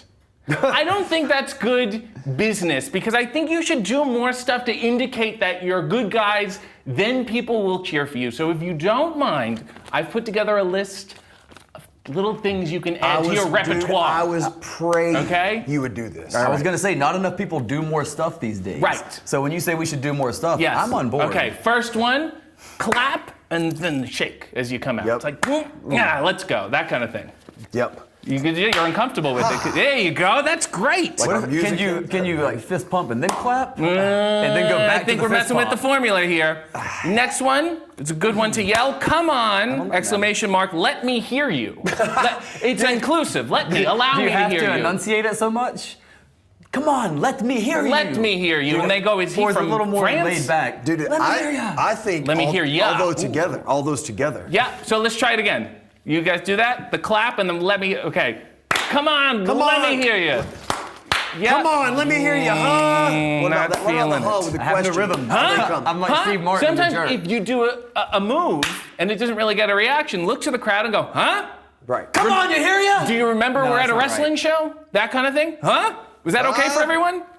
Something to think about. Oh, and the last one, get in the ring before the bell rings, the top rope, tug it a little, slap the chest, and then the old little bit of this. Pec stretch. Yeah. Something to think about. I think it's a bad guy thing, though. Really? In my opinion. I think as a good guy, you would be smart enough to stretch in the back. Yeah. You know what I mean? I usually don't like warming up that much. See, this is why you That's guys too are much of the warming new up, school. I feel like. The things that you said previous, I think are spot on. Dude. Well, I think we should try it. Yeah, I would love to see them. Dude, hit play. Is someone texting you? No, just hit wait. play? I'll tell you when, okay? Okay. All right. Go ahead. Making his way to the ring. 3. Dax Shepard Harwood.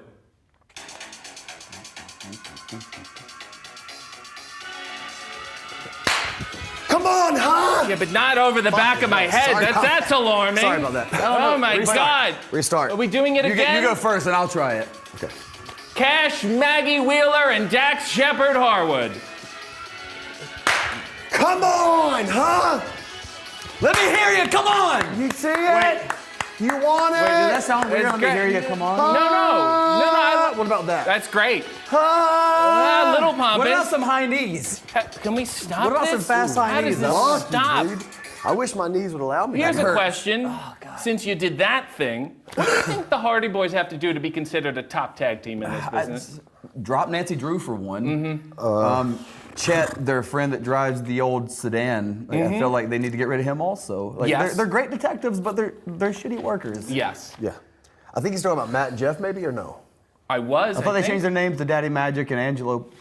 Works for me. I think it's magical. Let's talk about your theme song since we heard it. Oh. I lost what a my virginity transition. to that song in 1974. What do you guys do while that's playing? Yeah, you must use it in your daily lives. I lose my virginity to it. Okay. Multiple times? Yeah. Mm-hmm. Oh, God. I mean, I can't. Yeah, just say you can't think of an answer, so you swore. You panicked and you swore. Okay. Well, that's the thing is, like, if I Where's get the soap? I just know that you can get a reaction. I'm Right. saying, Yeah. ass. Real George hole. Carlin over here. Yeah. Just say it and it gets a reaction. You guys used to have a truck. should force used it to more, come though. out to a truck. It was a little Sanford and Son thing. Where did it go? Did you blue book it? What happened? Funny thing, it broke down on TV, so I said, I'm just gonna leave this here. It's still in Jacksonville Daly's place, The real actually. If you Sanford look and off Son. to the side, it's out there in the breezeway still. Oh, okay. Because sometimes you see a diner and there's a beat up truck Yeah, out there. it's Kind of kinda that like thing. it's I kinda think like a the thing is RV now. the entrance was so cool with the truck, and at the time I think that Cody was like, "Oh my God, that's cooler than my entrance." So let me get more pyro. So they spent more money on pyro for Cody. Yeah. And then his entrance became so long. Yeah. And they were just like, you know what? Let's just take the truck away because we can't afford the pyro. That's what I think. So I'll say this real quick. Yeah. What was the second part of the question? Sanford and Son. That was it. This is complete seriousness. Yeah. For whatever reason, every show day I hum that theme song A lot. And we can't do it here for legal reasons, but it's in my head. Okay, good. Now, how would you like to come out to that and come on, let me hear you, huh? Why do you have such a high dimple? I was hit in the face with a hockey stick as a child. It's not No real. way. It's like most things in my life, it's completely Happy Gilmore's fake. dad died that way, so you're lucky. You've been a tag team for so long, and you are one of the few teams that have never really showed signs of breaking up. Even when you guys fought, it somehow brought you closer together. It was like watching makeup sex. Talk about losing your virginity again. You guys have never thought about breaking up, right? You've made that decision, you're committed to it? Yeah. But have you thought about the breakup sex thing? What? Well, what? You were like angry, you fought, and then you became closer together, right? Yeah. You've never had makeup sex? You've never argued Oh, you with... said makeup sex? Yeah. Oh. I don't think I look good with any sort of blush on or anything. No, But I understand. breakup sex. So this Makeup is my sex. question. I understand. Okay, now You're I a get the committed joke. team, you'll never break up. High-fived there. But have you thought about perhaps opening it up and experimenting with other partners conditionally? I mean, every now and then we've taken on like a third or something. Mm-hmm. Like Not me. No. No. You can't do it. No. I'm very, very committed to Randy my meant nothing to partner. you? Right. Yeah, I guess we did have some people, but not as a tag team, no. No. I'm committed to one man and one man only. That's and great. That's my story of my life. Get a little hypothetical. If you had to give maybe a celebrity hall pass, would you let Cash team with Dak Shepard? So let my wife do the deal. Well, keep it all in the family. and He let leaves Cash- one room, he goes into the other. We have a good time. From a Dak Yeah, I guess same so. Name. Without a Same Paddle, name. underrated film. Yeah. Just watched it this week, actually. Absolutely. Very underrated. Dude, that would piss me off if my wife and my life partner both wanted to have sex with Dak Shepard. all right. That I'll would tell really you this. make me I would, mad. I would give him a hall pass to so it'd be Dax and Dax, like the ultimate That's Maria cute. dreamboat. That would be adorable. Imagine his wife having. Yeah. Dude, I'm not gonna have a three-way with my wife. Pair of Daxes. Oh my God. It's a little rough. She just Are you watches an you and animal? Dax, Let's dude. move on to She's just something a watching little you and more Dax. Dax on Dax. That's it. legitimate, if I could. That's it. You guys have faced so many great tag teams. All comers from any past, present, future. You so want many them all, comers. right? So many- dude, Now, all the comers. Let's be honest. There's one team that Come you on, let me hear ya! Explicitly, you've avoided this team, even though people have been tweeting about it. When are you guys going to face Dino Bravo and Dominic DiNucci? Oof. Do you have a problem there? Well, my worry about facing Dino is the people that offed him. What if they off us? I don't want that to happen. I don't want any of these comers to off we? us. Yeah. No. There's so many comers trying to off us that. What about I'm maybe terrified. Tony Gurria and Rick Martel? Martel for sure. Gurria? I think Tony Gurria is a stooge because you know Okay. he did his backstage stuff with what's his so name. You'll just maybe a Zinc, a Rick Martel and a Zinc. Zinc, yeah, I like a Tom. I love a Tom. Good looking guy. Yeah, maybe not he great could in the replace ring. Dax Shepard. Oh, Something to think about. three-way? Z-Man. You guys have what? been lifelong fans, supporters, and mentees of Bret Hart. And I think that is fantastic because he's truly the best. Yes. And what I didn't know is that he was also a wrestler. I had only known from the adventures of Sinbad, Honey, I Shrunk the Dove. Kids. What was your favorite Bret performance? The Simpsons, personally. Huge Simpsons guy. I just think that was what molded me into the man I am today. So Brett. I bring love on how there. the Simpsons gave him the spot and then not the Iron Sheik, even though they included an Iron Sheik parody in it. Yeah. For me, we're asking me. My favorite performance outside of wrestling. Wrestling. Oh, was yes. Oh, okay. Wrestling. I got the moves. I got it. Regis and Kathy Lee. Kathy Lee it is. I think that may be the Yeah, better Regis one. was like, come on, give me the sharpshooter, that kind of thing. Yeah, put him in You the are shot. the best. Brett. You have a good Regis. I've done it a lot. Dude, you're a huge Regis fan. Yes, I know am. you are. Absolutely. This has been a joy and a pip and a hoot. And my only hope is that one day, one of you will have a falling out with the other one. And I could replace you years later on the Indies as a third and pretend that I was always there. And maybe my name could be Mush. Dude, you are so close to looking like Robert Gibson anyway. Thank you. That would be great. I'm dude. getting there. Yeah. Can Yeah. you look in the camera and do the deal and see if it works? Like take your glasses off and do the deal with your, Cross your eyes, dude. I'm trying. I feel like he's going to be upset about this, and I'm going to get a text from his family. Come on, let me hear you. Thank you. And would you want to do your sign-off thing?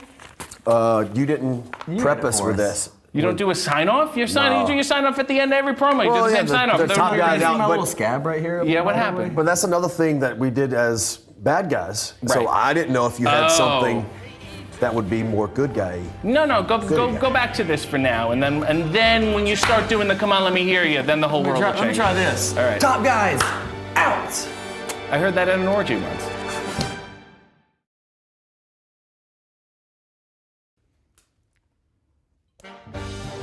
Welcome to Hey EW. I am RJ City, and my guest today, Ruby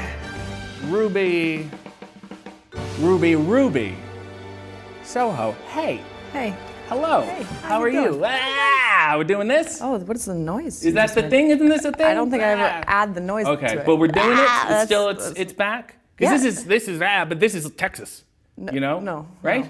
Isn't that Texas? Don't they do a Texas thing? I think it's maybe. Imagine if you were a satanic Texan, you'd be very confused. Wow. You know? Well, isn't this who else has horns? I don't know if I've ever been called a satanic Texan before, but okay. You also stick your tongue out a lot. Yep. But it's clean. A lot of people who do that, they don't scrape. Do you scrape? Why are you so clean yet so rebellious at the same time? Did you just ask me if I scrape my tongue? Tongue scraping, it's very good for you. It gets rid of the bacteria. Have you thought about it? Have you zoomed in on the pictures of my tongue? There's very high def footage. Dynamite is broadcast in 4K. You come out, you go, if you had a bad tongue, I would have said something. I'm complimenting you. What constitutes as a bad tongue? Oh my God. At a wrestling show, look out in the front row and say, show me your tongue. You'll go, I don't want the answer to that question. Bacterial. Okay, you are a build from Lafayette, Indiana. Mm-hmm. How does it feel to be from the Lafayette without any culture? Wow. You just tell me bring people on your something. show and then just insult, I'm just asking a question. There is plenty of culture in Lafayette. Purdue is there? Oh, well, where Purdue there's University? Purdue. I'm joking, of course. Lafayette, Indiana was named after, do you know who? Do you know whom? I don't. French Revolutionary War General Marquis de Lafayette, who heroically fought alongside George Washington and then tragically passed away of pneumonia, 1834. How has he influenced your work? Something to think about, something to ponder. Unfortunately, you're not listed in the notable people section of Lafayette, Indiana. Wow. That stings, right? Well, I was not originally born in Lafayette. I bill myself from there because I was trained in Lafayette. My trainer is from Lafayette. So was he a fan of Marquis de Lafayette? Or? He has never mentioned that. No, can't say that he has. Really make that connection. You made your AEW debut as the Joker in the Casino Battle Royal. That is truly your Joker origin story. Why do you think so many wrestlers steal from Batman? Do you write these questions, or does somebody write these for you? They come from a group. I have a page. Yeah. You used Was it like to a be MySpace page or something? It used to be. Oh, okay. It doesn't really operate like that now. No, okay. You used to be Heidi Lovelace. Yeah. And everyone thought, she's going to go back to it. We're all excited, Heidi. And then you were like, absolutely not. No. So you don't like it. So why weren't you like perhaps Heidi Hate Lace? Or perhaps a Heidi Love Leather or something like that? Heidi Do Hate a fun Lace? twist on it. Does any of those roll off the tongue? Well, how do you feel about lace is my question. I like lace, yes. Heidi like lace. Something to think about. Let's talk about the name you have right now. Why are you so ho? I was given the name by Lars Fredriksson, who is from Rancid, who is where the actual song, my entrance music, came from. Right. Can I make a small suggestion? Oh, God, I really hope not. Because when you came out with it, I thought, okay, that's nice. But what you should have done is called yourself Ruby Tuesday, Rolling Stone song, very fun, and then you might also get free appetizers. Something to think about. Lars isn't giving you jalapeno poppers. When are you gonna get sick of that song?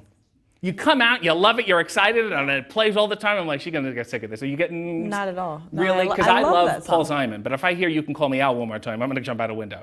Wow, that's You're not an like- extreme reaction to a song. While the horns are blaring. Wow. Lars Fredrickson is from Rancid, correct? Yes. And would you say he bequeathed the song to you? Yeah, it's a weird word to use, but yeah. Do you ever feel burdened that he gave you the name and the song and that one day he'll ask you for a favor? I mean, I wouldn't say burden, but yeah, if he ever needs anything, like I'd help him out. Because one time, Oh, Uncle Cracker loaned me Follow Me. I played it at a family picnic, and 8 years later, he asked me to move an arm more. So be careful. I feel like you just made that story up entirely. You absolutely. He tucked me in at night. You That's all I'm gonna say. absolutely made up that whole story. You identify with the punk movement. Yes. Is that because you're a DIY rebel, or because you're really not sure what you stand for anymore? Oh my God, what kind of question is that? I hear this music, and I'm very confused, and I want to know how you feel about it. That is potentially one of the most insulting questions I've ever gotten. I'm giving you a canvas and a palette of colors. I'm letting you paint. You're essentially throwing the paint at me. No, I don't. I'm not pollocking you. You're not getting pollocked. A little bit. A little bit. I don't think I pollocked. A little bit of a Monet, if you ask me. You have a farm with horses. Yes. That's a little confusing. Why? It's messing with the branding. Stay in your lane. You don't see Adam Page doing graffiti in an alley wall, do you? Did this dude just tell me to stay in my lane? Is that what just happened? Look at me. Look at me. I know you're laughing back there. Did he just tell me to stay in my lane? Are you kidding me right now? No, I just thought it would be. I was just trying to fortify the branding. Maybe the horses. Do they this? What do you give your horses? They don't have fingers. How the hell are they going to do that? Whew, good question. It's a good question. I want to read you a verse from Ruby Soho. Oh God. Ruby's heart ain't beating because she knows the feeling is gone. She's not the only one who knew something, they don't like G's, is wrong. Her lover's in the distance. She wipes a tear from her eye. Ruby's fading out. She disappears. It's time to say goodbye. Are you okay? Are you trying to tell us something? Was something going on? Was this a relationship thing and this is your way of expressing it? If you are Ruby Soho, who is the man in the song? I've heard rumors. I don't. Is it somebody from Sum 41? What? Well, I also heard Dave Coulier. Confirm or deny? The dude from Full House? Yeah. Isn't he like in his 50s? That's your proclivity, not mine. Where did you? Okay, you didn't hear this because you've been pathologically lying the entire time I've been sitting here. But continue, please. Do you have any tattoos? You're kidding me, right? Like you're kidding me, right? This is a real thing. Can you tell me? Can you tell me what they mean? This is. Any of them, or all of them at once? Is it a whole package? How about you? You got any tattoos? I used to. You used to? Yeah. What does that mean? It was a rub-on one. Are you 7? If you had to get a tattoo on yourself to commemorate the experience you're having right now, what would it be? Oh God, whatever it would be painful. So that would because I'm forcing you to get it out, but cathartic. No, you mean? No, I wouldn't say that. What do you mean I wouldn't cathartic? say that. Well, I think you're a riot. And destination unknown? No, because as far as I'm concerned, destination is here. Welcome home, Ruby Soho. Welcome home. God, I don't get paid enough for this. Welcome home.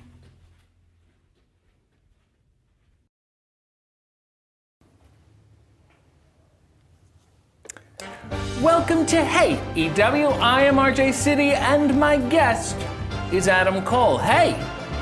First of all, it's Adam Cole Bebe. You can't say my name without saying Bebe at the end. So if you want to redo the intro, that's totally fine. Take that over again. Welcome to Hey EW. I am RJ City. My guest, Adam Cole Bebe. Hey. That's not how you say it, but you know what? I'll let it slide. It's Bebe. It's not Bebe. I'll trade you a Bebe for a hey. Adam Cole, Bebe. Sup? Wow. I am an adult. You are an adult. Why pretend to be a baby? Oh boy. Okay, so this is how it's going to go. Riveting questions. I mean, you by have the a way. beard. Yeah, I think do. the jig is up. I do have a beard. I'm a 32-year-old man. Okay. Also. So is it like a baby geniuses kind of thing? Where it's like, look at what this baby can do. That like, kind of deal? Totally missed it and took a real hard left from what it is. I'm saying "baby" as an obnoxious, amazing, incredible catchphrase that people all around the globe are able to scream with me because they admire me, they love me, they cherish me. It has nothing to do with being an infant. Okay. But I just feel like you've been Bebe for so long that maybe you'll be Adam Cole Toddler, Adam Cole Tot, maybe a little evolution of the character. Sure, yeah. Something to growth and think about advancement. there. I don't want to put pressure on anyone, but let's just say at some point in the future, there is a bun in the baker's oven. Would you still be Adam Cole Bebe, even though you would have an Adam Cole Bebe? Or would you move to perhaps Adam Cole Dade, and not in a sex way, in the paternal sense? Most likely, I would just call my child's name. It would have nothing to do with my professional wrestling catchphrase where I yell my name and Bebe at the end. Bebe is not a baby. It's not a little infant child who gets taken care of by Mama Baker and Papa Chugs and Papa Cole and Papa Adam. Adam Cole Bebe has nothing to do with it. Yeah, because Papa Baby would be very confusing. Oh, you know what would be a good merch? Bumper stickers, Bebe on board. Already been done. Late to the party. Been done, How about a Got you on Bebe? that one. Bebe Bjorn? That's what I thought. Let's move on. There's an old adage about wrestling couples that they will start adopting each other's moves and mannerisms. Like, you know someone is dating me when they've stopped wrestling. So my question to you is, have you picked up a better understanding of dental hygiene? Yes. Really? Yeah. Now, I floss now. You weren't flossing before? Was not a floss guy.